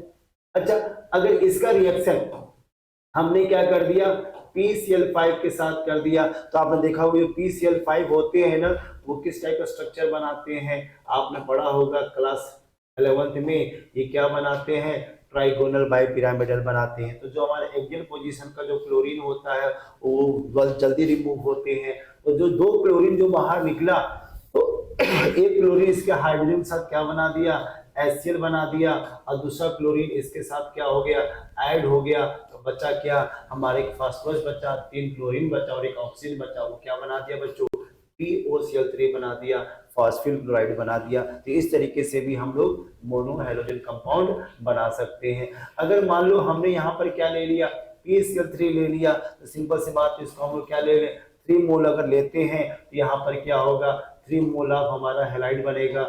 और यहाँ पर देखो 3 ऑक्सीजन बचा और क्या बचा, 3 हाइड्रोजन बचा और एक फास्फोरस बचा। तो क्या उसको हम ऐसे राइट कर सकते हैं क्या, POH का होल थ्राइस, और उसी को हम लोग क्या लिखते हैं, H3PO3। ये फास्फोरस एसिड का फॉर्मेशन करता है। ये भी एक बहुत आसान तरीका है, इससे भी हम लोग मोनोहैलाइड बना सकते हैं। अगर इस कंपाउंड को देखो, अगर मैंने थार्मिक क्लोराइड लिया तो थार्मिक क्लोराइड ने क्या किया, इस सल्फर ऑक्सीजन ने इस ऑक्सीजन के साथ क्या बना दिया, सल्फर डाइऑक्साइड, वो गैस के फॉर्म में बाहर निकल गया। एक क्लोरीन हाइड्रोजन के साथ क्या बना दिया, HCl का फॉर्मेशन कर दिया। तो बाद में बचा क्या, हमारा बचा क्या, एक क्लोराइड बचा और एक हमारा प्रोपाइल बचा, दोनों अटैच होकर भी मोनोहैलाइड का फॉर्मेशन करेगा। मतलब अल्कोहल से भी बहुत सारे मोनोहैलाइड बनाया जा सकता है। ये एग्जांपल आपको समझ में आ रहा होगा। ये एग्जांपल जो है मैंने इसके लिए आपको बताया था कि अल्कोहल से भी हम लोग जो है मोनोहैलाइड बना सकते हैं। ये था हमारा मेथड ऑफ प्रिपरेशन, और इस प्रिपरेशन से भी बहुत अच्छे क्वेश्चन बनाए जाते हैं। अगर आप एनसीईआरटी के क्वेश्चन देखें या पीवाईक्यू क्वेश्चन देखें तो आपको समझ में आ जाएगा कि मेथड ऑफ प्रिपरेशन ऑफ मोनोहैलाइड से भी क्वेश्चन बनाए जाते हैं आपके एकेडमिक एग्जाम में। अब नेक्स्ट पॉइंट पे आते हैं कि अगर मान लो और भी कुछ फेमस रिएक्शन है जो कॉम्पिटिटिव एग्जामिनेशन में पूछे जाते हैं। एक फेमस रिएक्शन है होन्स-डी का रिएक्शन। होन्स-डी का रिएक्शन जो होते हैं ना, वो जो होता है वो कार्बोक्सिलिक एसिड के रिस्पेक्ट में बनाया जाता है। यहाँ पर हमने जो रिएजेंट लिया है अमोनियम हाइड्रोक्साइड और सिल्वर नाइट्रेट। तो अमोनियम हाइड्रोक्साइड सिल्वर नाइट्रेट के सॉल्यूशन को ही क्या बोलते हैं, टोलेंस रिएजेंट बोलते हैं। और टोलेंस रिएजेंट आपने क्लास 12 का जो 3rd चैप्टर है एल्डिहाइड कीटोन एंड कार्बोक्सिलिक, उसमें हम लोग माइल्ड ऑक्सीडाइजिंग एजेंट के रूप में टोलेंस रिएजेंट, फेलिंग सॉल्यूशन या आइडोफॉर्म टेस्ट हम लोग करते हैं, अगर आपको याद आ रहा होगा। तो हमने बेसिक मीडियम में पहले क्या किया कि इसके हाइड्रोजन को हटाकर पहले मैंने सॉल्ट बना दिया। इस सॉल्ट का नाम क्या हो गया, सिल्वर कार्बोक्सिलेट बन गया। अब जैसे सॉल्ट बना, इस सॉल्ट का रिएक्शन अगर हमने क्लोरीन एंड कार्बन टेट्राक्लोराइड के प्रेजेंस में करा दिया या ब्रोमीन कार्बन टेट्राक्लोराइड के प्रेजेंस में करा दिया, तो उस कंडीशन में यहाँ पर क्या होता है, ये जो हमारे कार्बन और 2 ऑक्सीजन है वो फ्री रेडिकल के फॉर्म में बाहर रिमूव हो जाते हैं और कार्बन डाइऑक्साइड का फॉर्मेशन करते हैं। और जो एक क्लोरीन है उसके सिल्वर के साथ क्या बना दिया, एजीसीएल बना दिया। तो जो लास्ट में जो मेरा एल्काइल बचा वो एल्काइल हैलाइड के साथ जुड़कर क्या बना दिया, एक मोनोहैलाइड का फॉर्मेशन कर दिया। वो ब्रोमीन के साथ भी सेम होता है, बट आयोडीन के साथ ऐसा नहीं होता। और आयोडीन के साथ में क्या होता है, कार्बन डाइऑक्साइड तो बनता है बट यहाँ पर कोई जो है सिल्वर हैलाइड नहीं बनता है। वहां पर क्या होता है, दोनों ही एल्काइल आपस में जोड़कर क्या बना देंगे, एक हायर एल्केन का फॉर्मेशन करेगा। और जो हमारा आयोडीन है वो जैसे आयोडीन यूज हुआ था वैसे आयोडीन में कन्वर्ट हो गया। क्योंकि मैंने बोला था कि जो हमारा आयोडाइड होता है खुद रिड्यूसिंग एजेंट होता है, वो क्या करता है, खुद रिड्यूस दूसरे को करता है, खुद ऑक्सीडाइज होकर कन्वर्ट हो जाता है, आयोडाइड में कन्वर्ट हो जाता है। इसका मैकेनिज्म कभी कभी पूछा जाता है। तो मान लो मैंने कोई सिल्वर का जो कार्बोनेट आयन लिया, जैसे मैंने इसको हीट दिया, इनके बीच में क्या हो गया, बॉन्ड होमोलिटिक क्लीवेज किया, और होमोलिटिक क्लीवेज में यहाँ पर क्या बन गया, रेडिकल का फॉर्मेशन हो गया। अब रेडिकल के फॉर्मेशन के बाद से अब यहाँ पर फिर रेडिकल बना और आर रेडिकल के फॉर्म में बाहर निकल गया, और ये वैल्यू क्या बन गई, कार्बन डाइऑक्साइड। कार्बन डाइऑक्साइड पहले निकल गया। अब यहाँ पर आर रेडिकल मतलब आर मतलब मेथाइल, मान लो मैंने मेथाइल मान लिया, तो मेथाइल रेडिकल बना। तो मेथाइल रेडिकल अगर क्लोरीन के साथ जुड़ा तो ये हमारा क्या बन गया, मेथाइल क्लोराइड बन गया। अगर ब्रोमीन के साथ जुड़ गया तो क्या बना दिया, मेथाइल ब्रोमाइड बना दिया। लेकिन जैसे आयोडीन आता है तो आयोडीन ने उसके साथ ना जुड़कर वो आयोडीन बना दिया, आयोडाइड रेडिकल जो है वो आयोडीन का फॉर्मेशन कर दिया। तो एक आर रेडिकल दूसरे आर रेडिकल के साथ क्या बना दिया, हायर एल्केन का फॉर्मेशन कर दिया। ये जो थर्ड पॉइंट था बहुत ट्विस्ट था, इसको आपको हमेशा ध्यान देना है कि अगर हम हिंट्स डिकर रूल्स को फॉलो करते हैं तो सब में हमारा क्या बनेगा, हैलोजन डेरिवेटिव कंपाउंड बनेंगे, लेकिन आयोडीन के साथ हमेशा क्या बनेगा, हायर एल्केन का फॉर्मेशन होता है। इसको भी आपको विशेष ध्यान देना है। अच्छा, अगर इसको मैं टोटली एक साथ जोड़ दूं, मैं कोई रिएक्शन लिया, इस मॉलिक्यूल का नाम क्या है, 2 कार्बन है तो एथेनोइक एसिड हुआ, और हमने यहाँ पर टॉलरेंस रिएजेंट लिया और हमने ब्रोमीन कार्बन टेट्राक्लोराइड के साथ रिएक्शन किया। तो सिंपल सी बात है, ये जो हमारा मेथाइल है वो मेथाइल ब्रोमाइड में कन्वर्ट हो गया। जो हमारे कार्बन के साथ 2 ऑक्सीजन है वो कार्बन डाइऑक्साइड बना दिया, और जो एक सिल्वर है वो क्या करता है, दूसरे ब्रोमीन के साथ रिएक्शन करके सिल्वर ब्रोमाइड का फॉर्मेशन करता है। लेकिन अगर वहीं पर ब्रोमीन क्लोरीन की जगह पर आयोडीन दिया होता तो हमेशा क्या बनाता, हायर एल्केन का फॉर्मेशन करेगा। ये आपको ध्यान देना है। अच्छा, नेक्स्ट पॉइंट पे देखते हैं, अगर हमारा कोई प्राइमरी अमाइन आ जाए, भाई प्राइमरी अमाइन मतलब क्या हुआ कि हमारा जो NH2 ग्रुप है उसके साथ कितने कार्बन जुड़े हुए हैं वो हमारी जो है डिग्री को डिसाइड करता है। अब इस तरीके से समझ लें कि जैसे मान लीजिए यहाँ पर हमने RNH2 को राइट कर दिया, ये प्राइमरी अमाइन है। यहाँ पर हमने क्या कर दिया, 2 R को जोड़ दिया तो सेकेंडरी हो गया। यहाँ पर हमने 3 R को जोड़ दिया, R मतलब क्या हुआ, एल्काइल ग्रुप हुआ। तो अगर एल्काइल ग्रुप या कार्बन वाले जो ग्रुप होते हैं इनको जोड़ने पर भी हम लोग प्राइमरी, सेकेंडरी और टर्सरी को भी हम लोग क्या करते हैं, डिसाइड करते हैं। तो अगर मान लिया अगर प्राइमरी अमाइन आ जाए तो प्राइमरी अमाइन से मुझे मोनोहेलाइड बनाना हो तो इसके लिए हम लोग क्या यूज करते हैं, नाइट्रोसिल क्लोराइड यूज करते हैं। और ये नाइट्रोसिल जो क्लोराइड होता है it is a good oxidising agent. वो क्या करता है बच्चों, इस बॉन्ड को 2 तरीके से बॉन्ड को तोड़ता है। यहाँ पे क्लोरीन ऐड होगा, यहाँ पे नाइट्रोजन ऐड होगा, यहाँ पे ऑक्सीजन ऐड होगा, क्योंकि नाइट्रोसिल क्लोराइड में एक नाइट्रोजन, एक ऑक्सीजन, एक क्लोरीन है। तो जाहिर सी बात ये क्या बना देगा बच्चों, वाटर का फॉर्मेशन करेगा, नाइट्रोजन का फॉर्मेशन करेगा, और जो हमारा टारगेट है मोनोहेलाइड का भी फॉर्मेशन हो जाएगा। ये भी एक बहुत अच्छा तरीका है मोनोहेलाइड बनाने का। अगर मान लो एथाइल एमाइन है, ये IIT में पूछा भी गया था कि अगर एथाइल एमाइन का नाइट्रोसिल क्लोराइड के साथ रिएक्शन करते हैं तो क्या बनेगा, इसका क्लोरीन इस एथाइल के साथ क्या बना दिया, एथाइल क्लोराइड बना दिया, और साइड प्रोडक्ट हमारा क्या हो गया, नाइट्रोजन एंड वाटर। ये भी बहुत सिंपल तरीका है जिससे हम लोग मोनोहेलाइड का फॉर्मेशन करते हैं। क्या ये बात समझ में आ रही है? इसे जरूर ध्यान देना और इसका नोट्स बनाते जाना, क्योंकि एग्जाम के टाइम में सारी चीजें भूल सकते हैं। फ्रेंड्स, का रिएक्शन और हमारा प्राइमरी एमाइन के साथ रिएक्शन, ठीक है। अब हम लोग नेक्स्ट पॉइंट पे चलते हैं। अगर मान लो कि अगर हमने आपको क्लासिफिकेशन ऑफ हेलो एल्केन बता दिया, मैंने ये भी बता दिया कि अगर हेलो एल्केन का अगर प्रिपरेशन करना हो तो कौन कौन से तरीके यूज कर सकते हैं, जैसे एल्केन से, एल्कीन से, अल्कोहल से। यहाँ पे कुछ मैंने नेम रिएक्शन भी बता दिया, फेंकलस्टन रिएक्शन, स्वार्ट रिएक्शन, हिंट्स-डिकर रिएक्शन।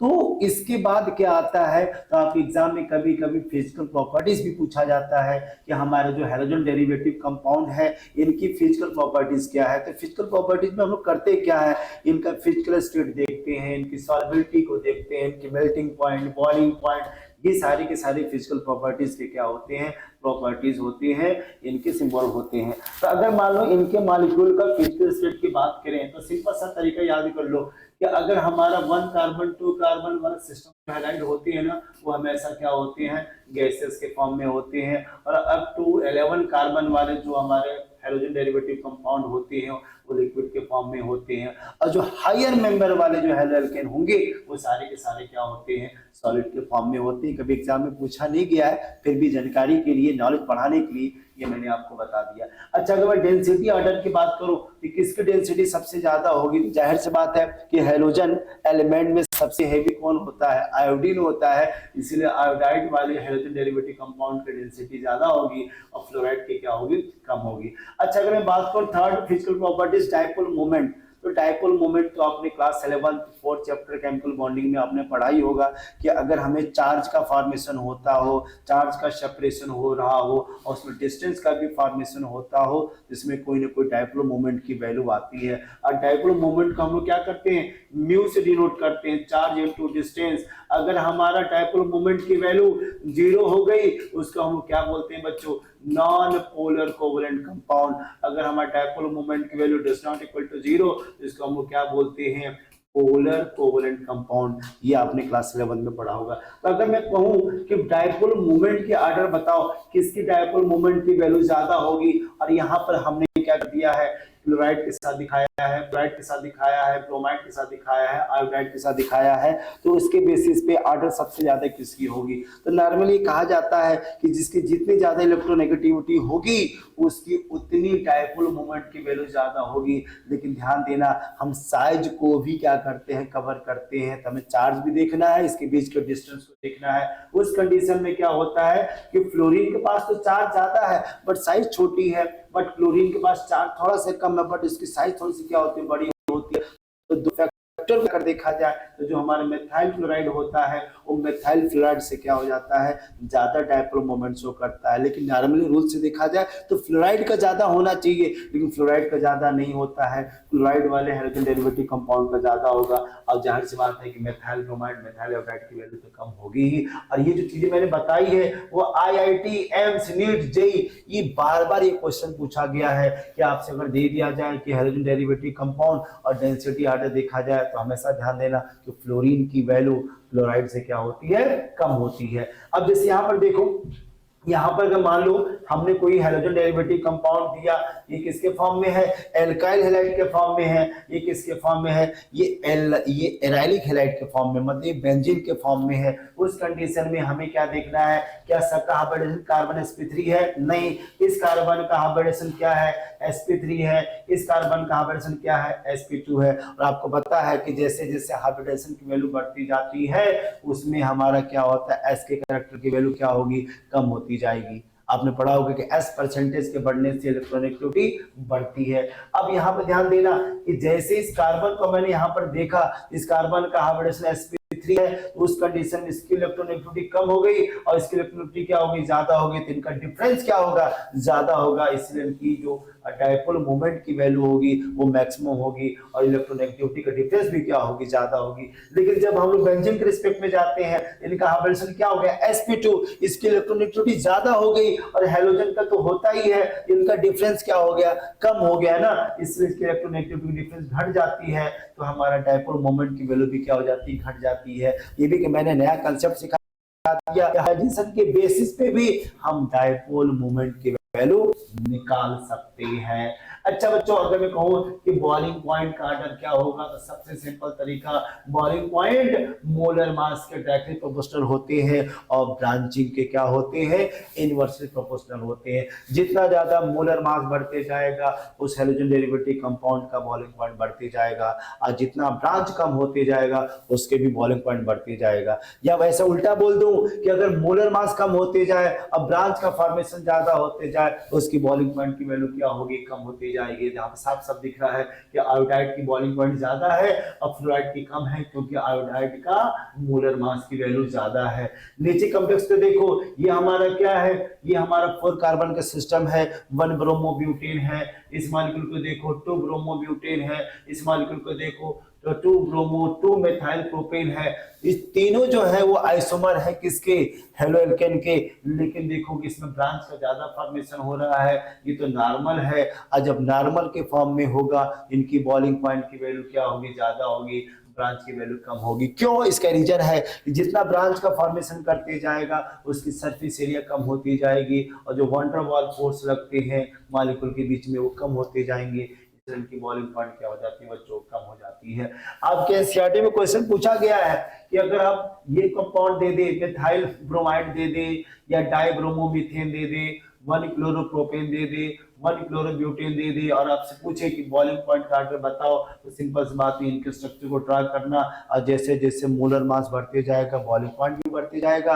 अगर आइसोमर है तो ब्रांच देखना, जितना ज्यादा ब्रांच होगा उसकी बॉइलिंग पॉइंट उतनी क्या होगी, कम होती जाती है। इसलिए देखो इस चारों में से सबसे ज्यादा बॉइलिंग पॉइंट किसका दिखा रहा है, ब्रोमोफॉर्म का, क्योंकि 3 ब्रोमीन आ गया, जाहिर सी बात है इसका मॉलिक्यूलर मास की वैल्यू ज्यादा होगी।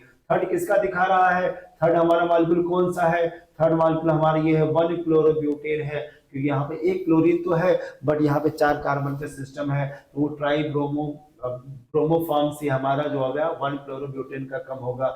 इसके बाद किसका नंबर आता है, फर्स्ट का, क्योंकि हमारा क्या है, ये हमारा क्या है, मेथाइल ब्रोमाइड है, और सबसे कम किसका हो रहा है, 2 का, मेथाइल क्लोराइड का, क्योंकि क्लोरीन का और ब्रोमीन में ब्रोमीन का मोलर मास ज्यादा होता है, क्लोरीन का कम होता है। तो इसके बेसिस पे भी आप दिखा सकते हैं। मतलब ये जो क्वेश्चन है इनके लिए था और ये जो क्वेश्चन था ये इन मॉलिक्यूल के लिए था। इन मॉलिक्यूल को आप देख सकते हो कि आप मोलर मास और ब्रांच के बेसिस पे भी बॉइलिंग पॉइंट का ऑर्डर निकाल सकते हैं। ये चीजें आपको समझ में आ रही होगी।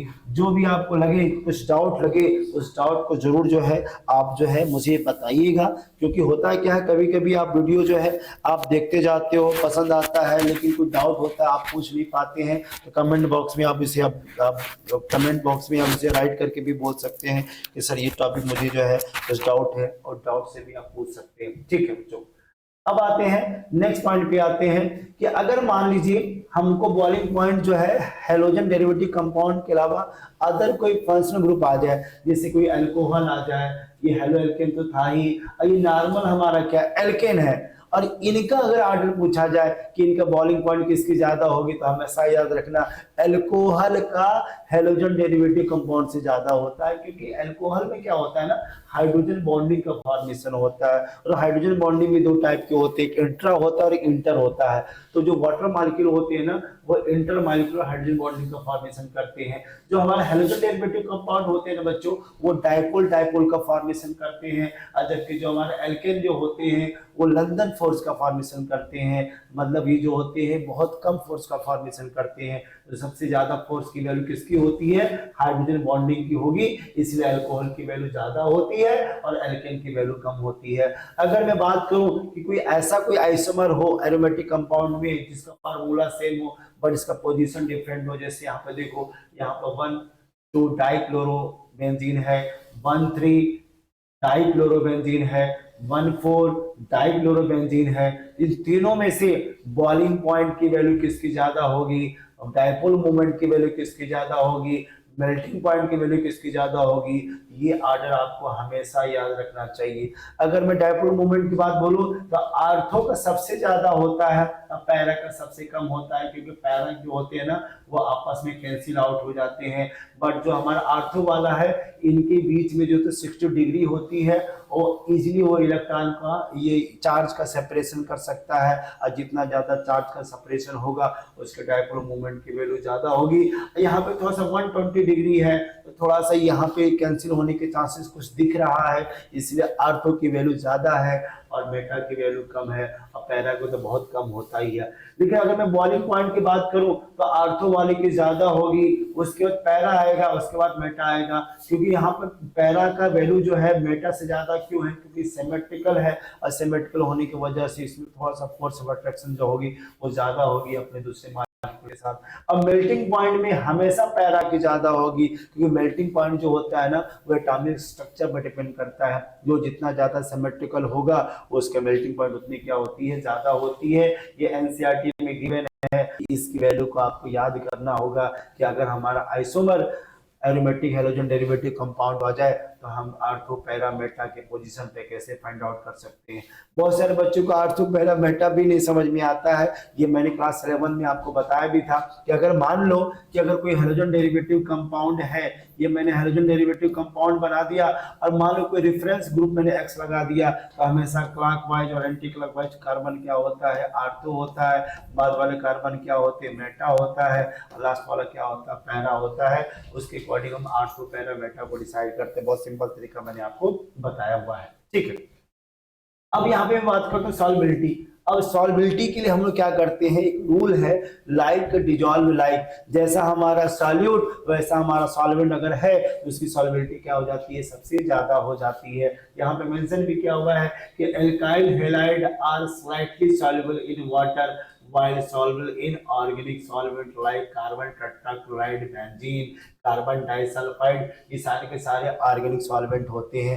मतलब ऑर्गेनिक सॉल्वेंट में बहुत जल्दी क्या होते हैं, सॉल्युबल होते हैं, और जबकि वो वाटर में स्लाइटली सॉल्युबल होते हैं, क्योंकि हमारा जो वाटर होता है ना बच्चों, वो पोलर सॉल्वेंट होता है, जो एल्काइल हैलाइड होता है वो लेस पोलर होता है, इसलिए वाटर में कम सॉल्युबल होता है। अच्छा, अगर मान लो एग्जाम में आ जाए असर्शन के फॉर्म में कि halo alkane are slightly soluble in water, इसका रीजन क्या हो सकता है, तो नीचे दिया हुआ है less energy is release when new attracting are set up between the haloalkane and water molecule as these are not strong as original bond in water।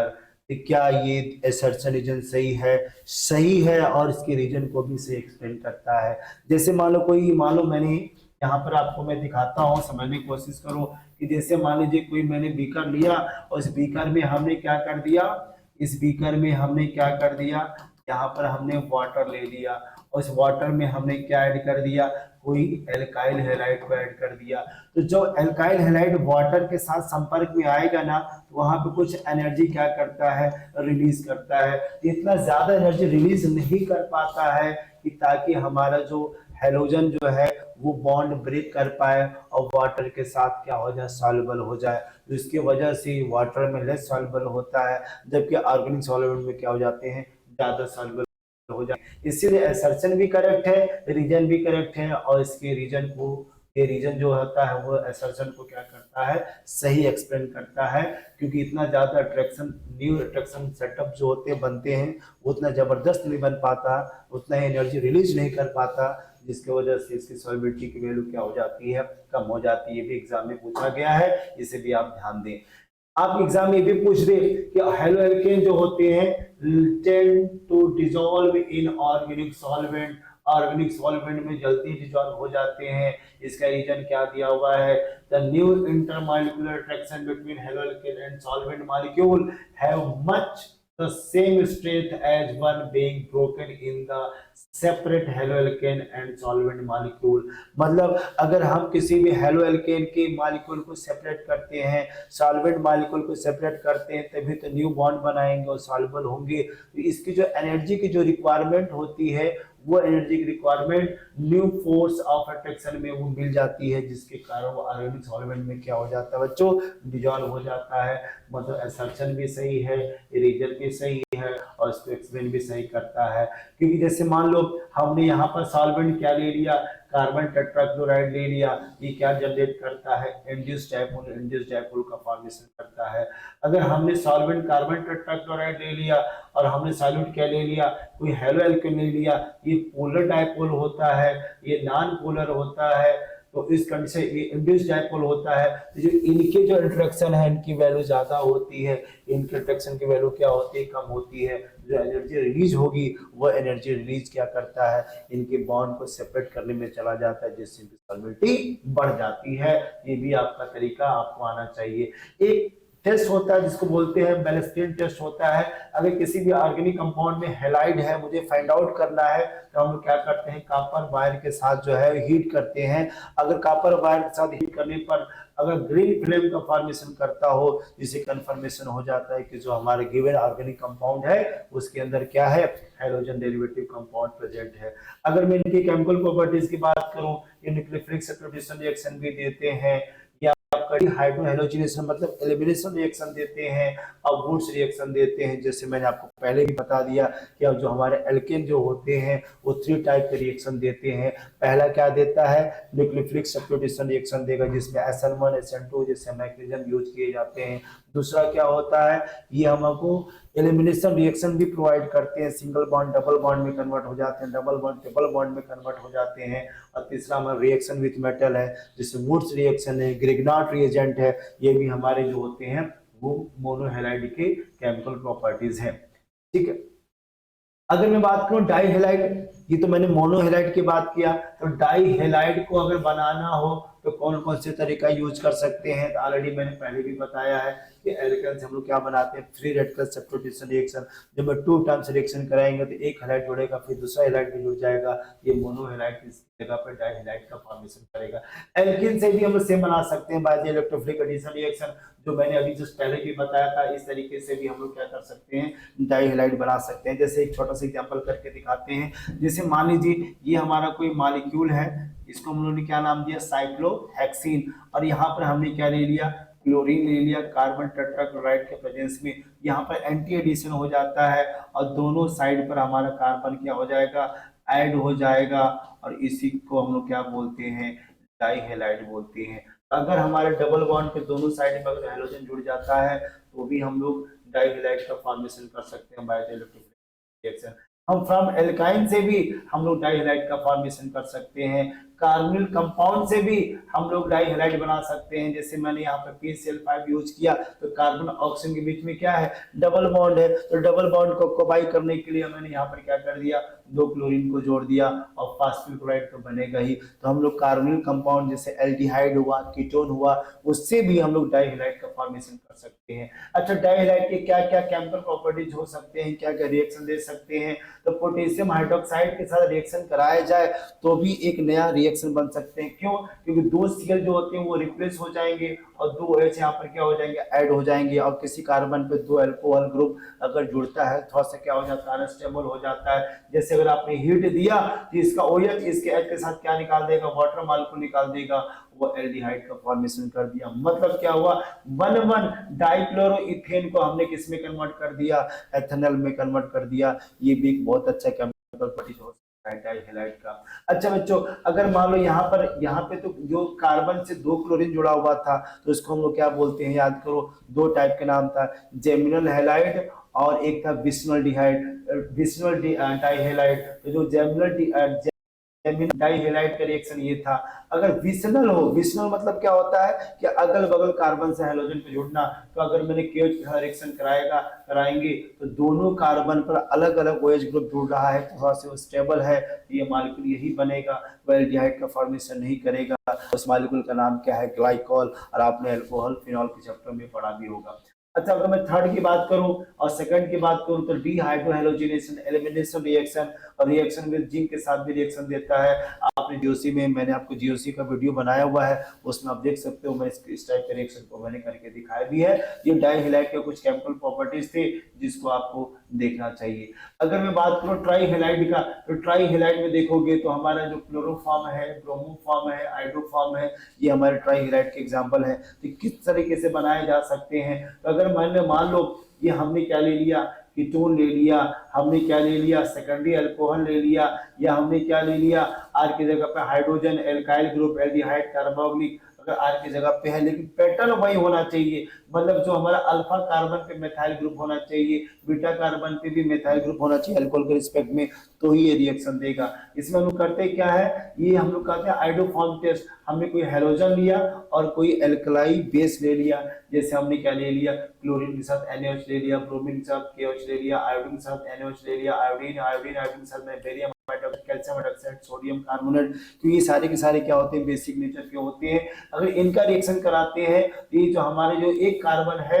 वो जो होता है आइडोफॉर्म में कन्वर्ट हो जाता है, और दूसरा हमारा सोडियम कार्बोक्सिलेट का फॉर्मेशन करता है। सोडियम हैलाइड और वाटर तो बनता ही है। मतलब ये जो हमारा रिएजेंट है ना, इसको बोला जाता है माइल्ड ऑक्सीडाइजिंग एजेंट। क्या बोलते हैं बच्चों, माइल्ड ऑक्सीडाइजिंग एजेंट।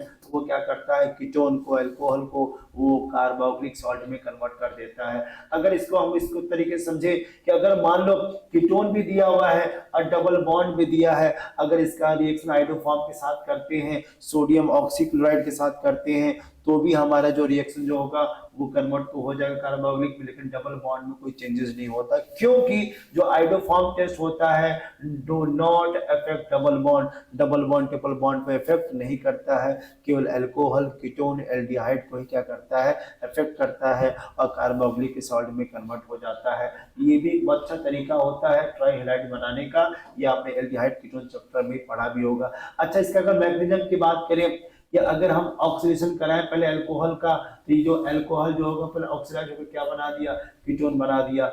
फिर कीटोन का अगर रिएक्शन हमने बेसिक मीडियम में किया तो बेस क्या करता है, अल्फा कार्बन का हाइड्रोजन को अपनी तरफ खींच के क्या बना देगा, वाटर बना देगा। यहाँ पर क्या बन गया, रेडियो स्टेबिलिटी एनायन का फॉर्मेशन हो गया, मतलब ये एनायन का फॉर्मेशन कर दिया। ये जो एनायन होगा तो जो हमारा हाइड्रोजन पहले से था उस पर अटैक करेगा, इस हाइड्रोजन को बाहर निकाल देगा। यहाँ पर देखो, यहाँ पर क्या बन गया, कीटोन तो बना ही, उसके साथ हैलाइड भी जुड़ गया।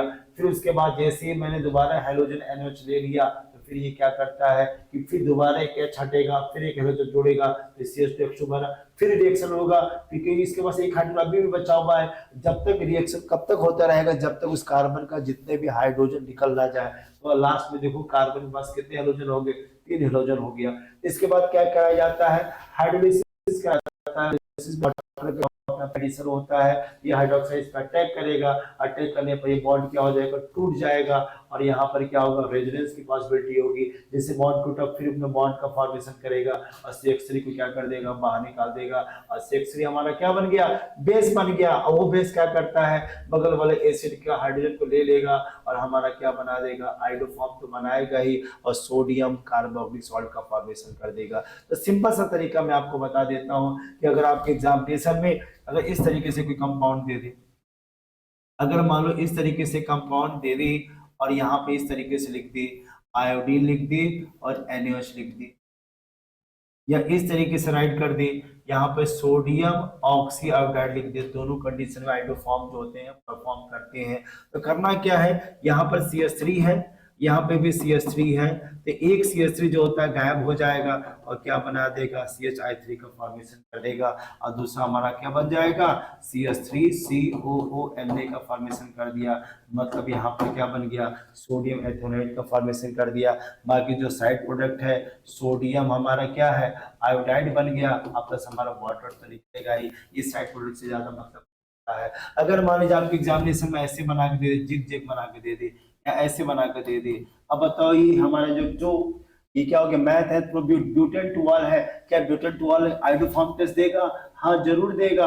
क्यों देगा, क्योंकि यहाँ पर देखोगे, यहाँ पर अल्फा कार्बन पे क्या है, बीटा कार्बन पे क्या है, मिथाइल ग्रुप है, इस मिथाइल ग्रुप को बाहर निकाल दो, यहाँ पर क्या बन गया, आइडोफॉर्म बन गया, और ये हमारा मॉलिक्यूल क्या बन गया, ये मॉलिक्यूल हमारा बन गया सोडियम का सॉल्ट बन गया।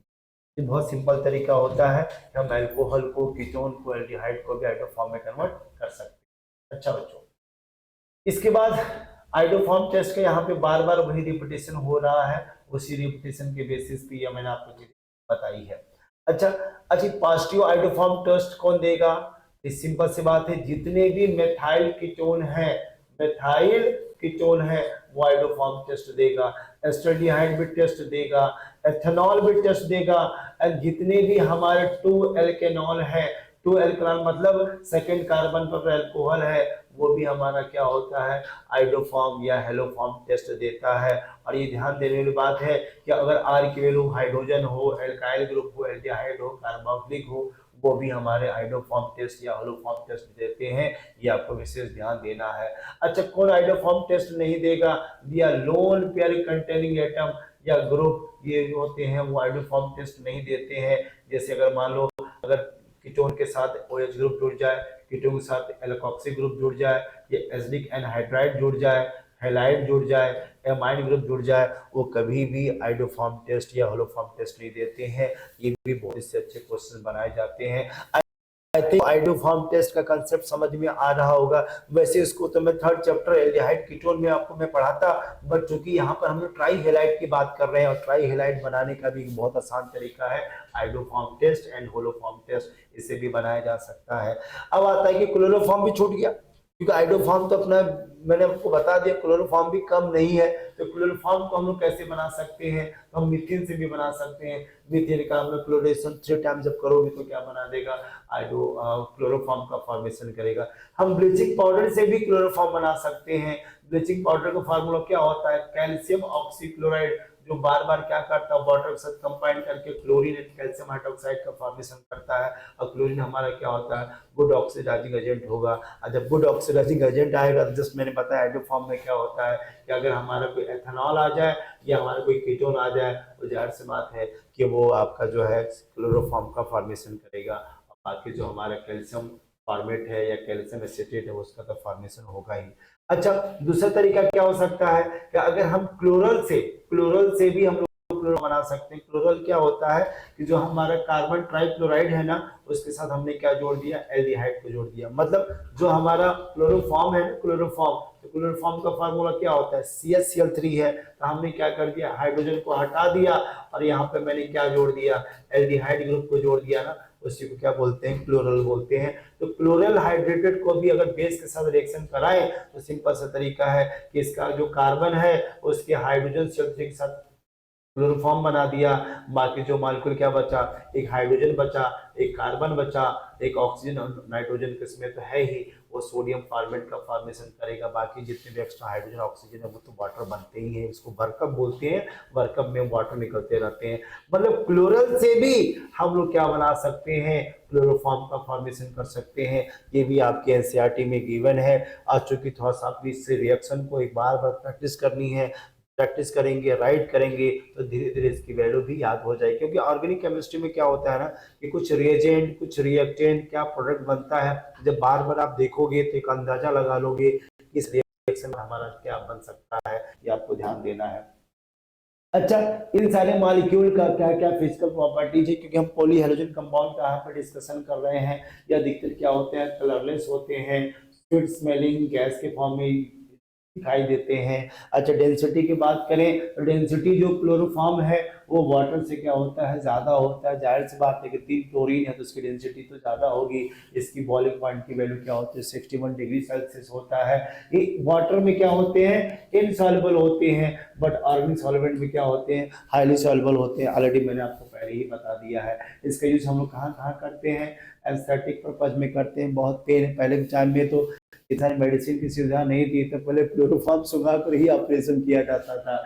फिर आप देखो डीडीटी है, डाइक्लोरो डाइफिनाइल ट्राइक्लोरोथेन, इसके फॉर्मेशन में भी यूज करते हैं। वो इंसेक्टिसाइड होता है, फर्टिलाइजर में इसका यूज किया जाता है।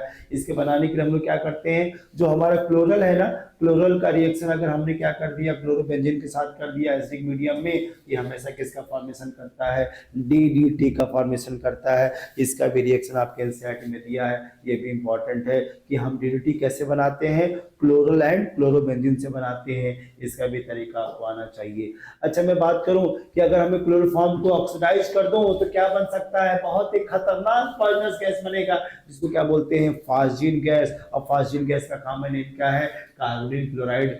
ये भी एक ऐसा कंपाउंड है जो सेकेंड वर्ल्ड वार में यूज किया गया था। इसीलिए क्लोरोफॉर्म को हम लोग ऑक्सीडाइज नहीं करने देते हैं। इसके लिए, इनके ऑक्सीडेशन को रोकने के लिए हम लोग क्या करते हैं, presentation oxidation of chloroform, it is stored in dark color bottle and filled up to brim and 1% ethanol is also added।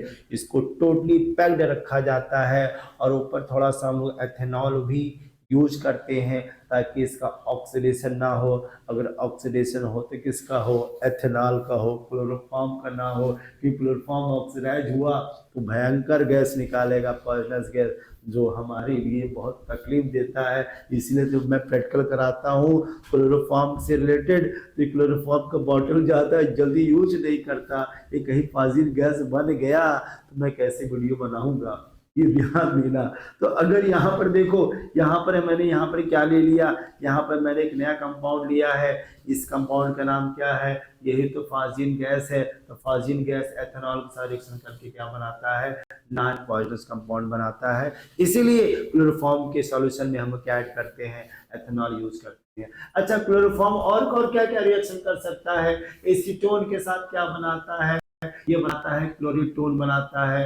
और क्लोरीटोन का फॉर्मेशन कैसे हुआ, सिंपल सा तरीका ये है कि यहाँ पर अटैक करके डबल बॉन्ड को क्या कर दिया, सिंगल बॉन्ड में अल्कोहल में कन्वर्ट कर दिया, तो उसका हाइड्रोजन यहाँ पर यूज हो गया और कार्बन ट्राइक्लोराइड यहाँ पे क्या हो गया, ऐड हो गया। अच्छा, नाइट्रिक एसिड के साथ रिएक्शन करके क्या बनाता है, टीयर गैस बनाता है, जो वर्ल्ड वार में सेकंड में यूज हुआ था। ट्राइक्लोरोनाइट्रोमीथेन। कितना अच्छा नाम है, ट्राइक्लोरोनाइट्रोमीथेन, क्योंकि कार्बन का ही तो डेरिवेटिव कंपाउंड है। उसमें हुआ क्या होगा, जाहिर सी बात है कि इसका जब NO2 हटेगा तो क्या बचेगा, OH। ये OH इसके साथ क्या बना देगा, वाटर मॉलिक्यूल का फॉर्मेशन कर देगा। तो ध्यान देना, टीयर गैस का फार्मूला अगर कोई पूछे तो बोलना सिंपल है, ट्राइक्लोरोनाइट्रोमीथेन। मतलब मीथेन में 3 क्लोरीन को जोड़ दो, एक नाइट्रो ग्रुप को जोड़ दो, तो हमारा टीयर गैस का फॉर्मेशन हो जाएगा। अगर मान लो हमने कोई एल्किन मॉलिक्यूल ले लिया, तो एल्किन मॉलिक्यूल को क्या कर सकता है, वो डबल बॉन्ड को सिंगल बॉन्ड में कन्वर्ट कर देगी, क्योंकि इसके पास हाइड्रोजन पड़ा हुआ है, और वहां पे क्या बना सकते हैं, कॉम्प्लेक्स फॉर्मेशन कर सकता है। ये सारे के सारे क्या है, क्लोरोफॉर्म के केमिकल प्रॉपर्टीज हैं, ये भी आपको ध्यान देना है। अब यहाँ पे क्वेश्चन उठता है कि सर ठीक है, सब बढ़िया चल रहा है, एक एमाइन चैप्टर का यूज करते थे, हाफ मेन कार्बाइल रिएक्शन या हाफ मेन आइसोसाइनेट टेस्ट, इसी को कार्बाइल एमाइन टेस्ट भी बोलते हैं। उसमें हम लोग क्या यूज करते हैं, क्लोरोफॉर्म, और क्लोरोफॉर्म क्या करता है, प्राइमरी एमाइन को आइसोसाइनाइड में कन्वर्ट कर देता है, जो कि फुल स्मेल जो होता है वो प्रोवाइड करता है। ये भी बहुत अच्छा क्वेश्चन बनाया जाता है half main carbyl amine reaction में। आखिर ये प्राइमरी एमाइन आइसोसाइनाइड का फॉर्मेशन कैसे कर दिया, तो सिंपल सी बात है, ये जो पोटेशियम हाइड्रोक्साइड है ना, क्योंकि इसमें एक ही कार्बन सिस्टम में, तो हम बीटा एलिमिनेशन ही होता है, क्या होता है, अल्फा एलिमिनेशन होगा, तो कार्बिन का फॉर्मेशन करता है। और वो कार्बिन इस प्राइमरी एमाइन से रिएक्शन करके क्या बनाता है, आइसोसाइनाइड का फॉर्मेशन करता है। यहाँ पे मैंने मैग्नीशियम करके दिखाया हुआ है किस तरीके से जो नाइट्रोजन अपने इलेक्ट्रॉन कार्बन को देता है, तो नाइट्रोजन में पॉजिटिव चार्ज आ जाता है, कार्बन पर नेगेटिव चार्ज आ जाता है, और उस कार्बन की वैलेंसी को और नाइट्रोजन की वैलेंसी को मेंटेन करने के लिए ये दोनों क्लोरीन और दोनों हाइड्रोजन बाहर निकल जाते हैं और आइसोसाइनाइड का फॉर्मेशन करते हैं। तो carbyl amine reaction, primary amine का रिएक्शन अगर क्लोरोफॉर्म और बेस के साथ करेंगे तो हमेशा एमसी का फॉर्मेशन करेगा, आइसोसाइनाइड का फॉर्मेशन करेगा। अभी ध्यान देना, only primary amine give the isocyanide test, secondary amine tertiary amine test नहीं देता, क्योंकि एटलीस्ट 2 हाइड्रोजन तो मुझे चाहिए ही। This test is used to distinguish between primary, secondary and tertiary amine। Amine chapter में बताया जाता है, बहुत सिंपल तरीका है। इसलिए देखो, ये जो हमारा प्राइमरी एमाइन है वो रिएक्शन दे रहा है। अच्छा, आइसोसाइनाइड का अगर लिथियम ग्रुप टेट्राहाइड्राइड, जो कि खुद बहुत अच्छा रोडिसिंग एजेंट है, वो हाइड्रोजन प्रोवाइड कर देगा और सेकेंडरी एमाइन में कन्वर्ट कर देगा। अगर मैंने वाटर के साथ हाइड्रोलिसिस कर दिया और ये हमारा क्या बनाएगा, ये एनसी को किस में कन्वर्ट कर दिया, ये एमाइन में कन्वर्ट कर दिया और फॉर्मिक एसिड में कन्वर्ट कर दिया। ये भी एक बहुत अच्छा रिएक्शन है, इसे भी आप देख सकते हैं। आई थिंक ये चीजें आपको समझ में आ रही होगी, क्योंकि वन साइड वीडियो है, वन साइड वीडियो में जाहिर सी बात है कि थोड़ा सा आपको टाइम देना होगा अपने कंसेप्ट को क्लियर करने के लिए। जब आप कंसेप्ट में ध्यान देंगे तो आपको बात समझ में आएगी। अच्छा, में आते हैं Reimer Tiemann reaction. Oh my god, alcohol phenol chapter में रीमा-टीमा रिएक्शन बहुत ही फेमस रिएक्शन है। उसमें भी क्या यूज होता है, क्लोरोफॉर्म यूज होता है। तो फिनॉल जब क्लोरोफॉर्म के साथ रिएक्शन करता है तो ऑर्थो पोजीशन पे क्या ऐड हो जाता है, एल्डिहाइड ग्रुप। ये मैंने अल्कोहल फिनॉल इथर चैप्टर में चिल्ला चिल्ला कर मैंने आपको बताया था। रीमा-टीमा रिएक्शन में क्लोरोफॉर्म यूज होता है। बच्चों ने बोला कि सर मुझे कैसे याद करना है, ये बताओ बच्चों। रीमा-टीमा मतलब रेलगाड़ी, और रेलगाड़ी में क्या सुनाते हैं, क्लोरोफॉर्म सुनाते हैं। इसलिए जब भी रीमा-टीमर आए तो हमें हमेशा क्या यूज करना है, क्लोरोफॉर्म यूज करना है। और क्लोरोफॉर्म में हमेशा रिएजेंट क्या बनता है, इंटरमीडिएट क्या बनता है, तो हमेशा याद रखना कार्बिन बनता है। और ये जो कार्बिन है इंटरमीडिएट, वो ऑर्थो पोजीशन पर एल्डिहाइड या पैरा पोजीशन पर एल्डिहाइड का फॉर्मेशन करता है। और चूंकि जो पैरा पोजीशन वाला जो एल्डिहाइड है वो हमेशा क्या बनाता है, इंट्रम हाइड्रोजन बॉन्डिंग का फॉर्मेशन करेगा। इसके थोड़ा सा ज्यादा जो होते हैं वो वोलेटाइल होते हैं, इसीलिए आपने देखा होगा एनसीईआरटी में ऑर्थो वाले की वैल्यू ज्यादा दिखाई गई है और पैरा वाले की वैल्यू को कम दिखाई गई है, जबकि दोनों ही बनते हैं। यहाँ पे इसका मैकेनिज्म दिया हुआ है, इस मैकेनिज्म को आप देख सकते हैं, समझ सकते हैं, क्योंकि मैंने इस एमाइन वाले चैप्टर में और एल्कोहल फिनॉल वाले चैप्टर में मैंने आपको इसके मैकेनिज्म को बताया हुआ है। अब इसे देख लेना।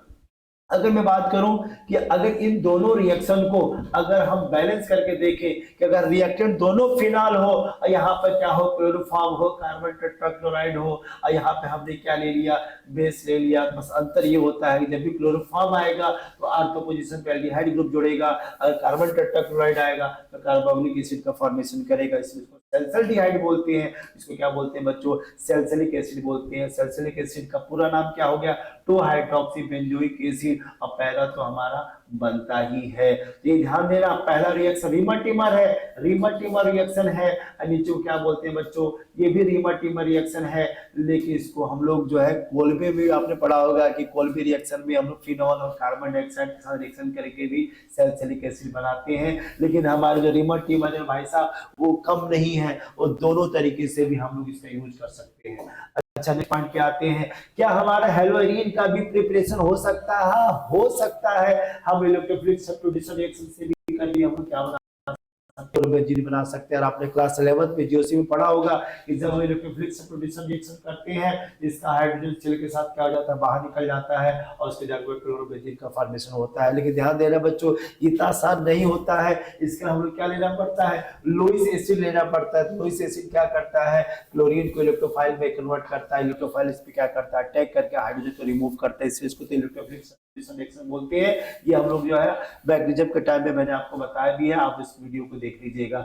हम बेंजीन डाइजोनियम सॉल्ट से भी बना सकते हैं। ये हमारे नाइट्रस एसिड के साथ रिएक्शन करते हैं तो डाइजोनियम सॉल्ट बनता है। और डाइजोनियम सॉल्ट कैसे बनता है वो एमाइन के चैप्टर में भी बताया हुआ है। तो अगर इस डाइजोनियम सॉल्ट जो होते हैं ना, बहुत ही अच्छा प्लेटफॉर्म इंटरमीडिएट होते हैं। इनका रिएक्शन अगर हमने हाइड्रोफ्लोरोबोरिक एसिड के साथ रिएक्शन किया तो ये क्या बनाता है, फ्लोरोबेंजीन बनाता है। क्योंकि जो HbF4 है ना, HbF4 ये बार बार किसमें टूट जाते हैं, BF3 में कन्वर्ट हो जाते हैं और हमारा हाइड्रोजन फ्लोराइड अलग हो जाता है। तो ये जो हाइड्रोजन फ्लोराइड है वो क्या करता है, वो फ्लोरीन में कन्वर्ट हो जाता है और हमारा क्या बनाता है, फ्लोरोबेंजीन का फॉर्मेशन करेगा। और एक हाइड्रोजन है उसके सिलेक्शन एसिड बाहर निकल जाता है, N2 तो बाहर निकलता ही है।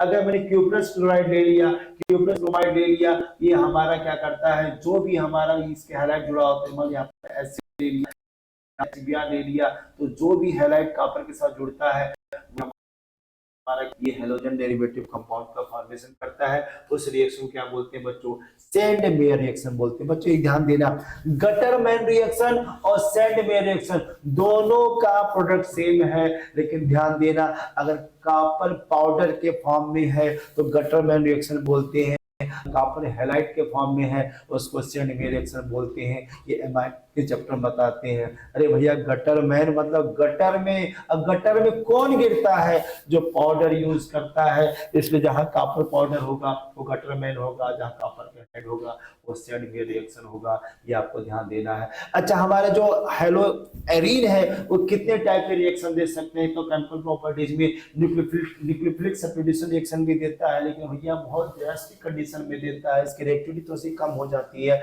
क्यों कम हो जाती है, क्योंकि हमारे जो हेलोजन डेरिवेटिव कंपाउंड है, खासकर एरोमेटिक कंपाउंड में, यहाँ पे देखोगे यहाँ पर क्या होता है, प्लस R इफेक्ट शो करता है, रेजोनेंस इफेक्ट शो करता है, पॉजिटिव रेजोनेंस इफेक्ट शो करता है, जिसके वजह से यहाँ पर क्या आ जाता है, डबल बॉन्ड का कैरेक्टर आ जाता है। मतलब जब रेजोनेंस देगा ना, जब ये रेजोनेंस देगा तो यहाँ पर डबल बॉन्ड का कैरेक्टर आ जाता है और डबल बॉन्ड को तोड़ पाना क्या होता है, बड़ा मुश्किल होता है। प्लस उसका हाइब्रिडाइजेशन होता है, फिनाइल केटाइन क्या होते हैं, बहुत ही अनस्टेबल होते हैं, जिसके वजह से न्यूक्लियोफिलिक सब्स्टिट्यूशन रिएक्शन थोड़ा सा क्या होता है, कम होता है, लेस रिएक्टिव होता है।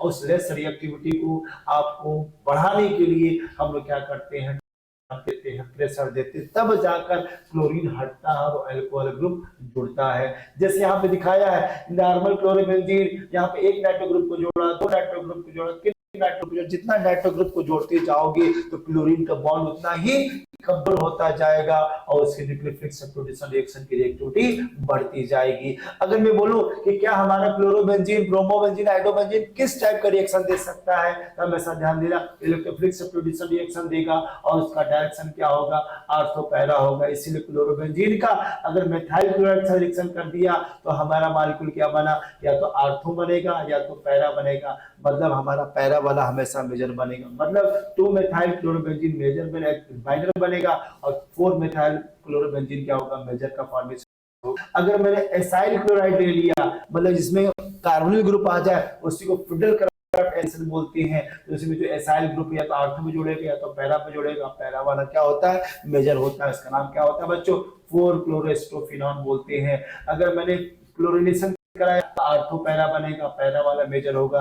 अगर नाइट्रेशन कराया तो आर्थो पैरा बनेगा, पैरा वाला क्या होता है, मेजर बनता है। अगर मैंने कंसंट्रेटेड सल्फ्यूरिक एसिड से सल्फोनेशन करा दिया तो जो हमारा सल्फोनिक ग्रुप होता है वो आर्थो पैरा पर जुड़ेगा, और हमारा जो 4-क्लोरोबेंजीन सल्फोनिक एसिड होता है वो हमेशा क्या बनाता है, मेजर बनाता है। ये भी बहुत ही इंपॉर्टेंट है, ये भी आपको जान लेना है।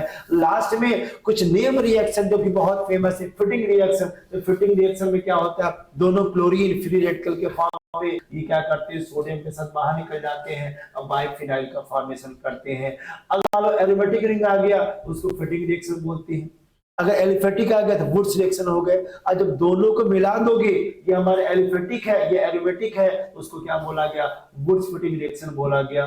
और ये हमेशा क्या बनाता है बच्चों, टॉलुइन का फॉर्मेशन करता है। कभी कभी एग्जाम में पूछा जाता है कि सोडियम के साथ ट्राईथर क्यों यूज करते हैं, तो ट्राईथर क्या करता है, सोडियम की रिएक्टिविटी को कंट्रोल करता है, क्योंकि sodium they are more reactive metal, ये आपको ध्यान देना है। एक हमारा उल्मान कंडेंसेशन रिएक्शन है कि अगर 2 आयोडोबेंजीन, दो जो मॉलिक्यूल है हाइड्रोबेंजीन का, वो भी कॉपर के रिस्पेक्ट में रिएक्शन करके क्या बनाते हैं, बाइफिनाइल का फॉर्मेशन करते हैं। बच्चों ये ध्यान देना, वुड्स फिटिंग रिएक्शन बार बार एग्जाम में पूछा जाता है, खासतौर पर क्लास 12 के एकेडमिक क्लास में पूछा जाता है, तो ध्यान देना। अगर बच्चों मान लो इस तरीके से कंपाउंड दिया हो, 2 क्लोरोबेंजीन 2 क्लोरो प्रोपेन हो, और इसका रिएक्शन मैंने किसके साथ कर दिया, सोडियम के साथ कर दिया। सिंपल क्या करना, ये दोनों क्लोरीन सोडियम के साथ क्या बना दिया, 2NaCl का फॉर्मेशन कर दिया। अब ध्यान देना, जहां से क्लोरीन का बॉन्ड टूटता है यहीं से हम लोग मॉलिक्यूल क्या करते हैं, बॉन्ड का फॉर्मेशन करते हैं। इस मॉलिक्यूल का नाम क्या हो गया, 2,3 डाइमेथाइल ब्यूटेन का फॉर्मेशन कर दिया। ये किसी एग्जाम में पूछा गया है, ये आपको ध्यान देना। ये किस टाइप का रिएक्शन हो गया, ये किस टाइप का रिएक्शन हो गया बच्चों, ये वुड्स रिएक्शन का एग्जांपल हो गया। क्यों, क्योंकि दोनों ही एलिफेटिक हैं। मतलब अगर मान लो एग्जाम में इस तरीके से आ जाए, 2 क्लोरोप्रोपेन का रिएक्शन हमने 2 सोडियम और ड्राई ईथर के साथ कर दिया, तो ये हमेशा क्या बनाते हैं बच्चों, ये हमेशा 1,2,3 डाइमेथाइल ब्यूटेन का फॉर्मेशन करेगा।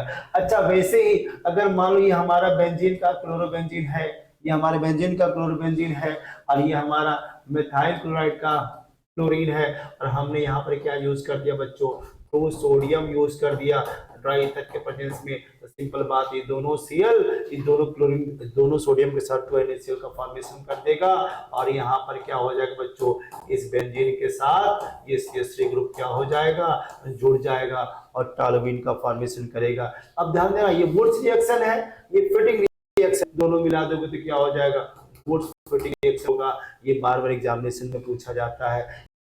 एक यहाँ पे मैं आपको बताना भूल गया, ग्रिग्नार्ड रिएजेंट। ग्रिग्नार्ड रिएजेंट क्या होता है, ये भी बहुत अच्छा रिएजेंट है।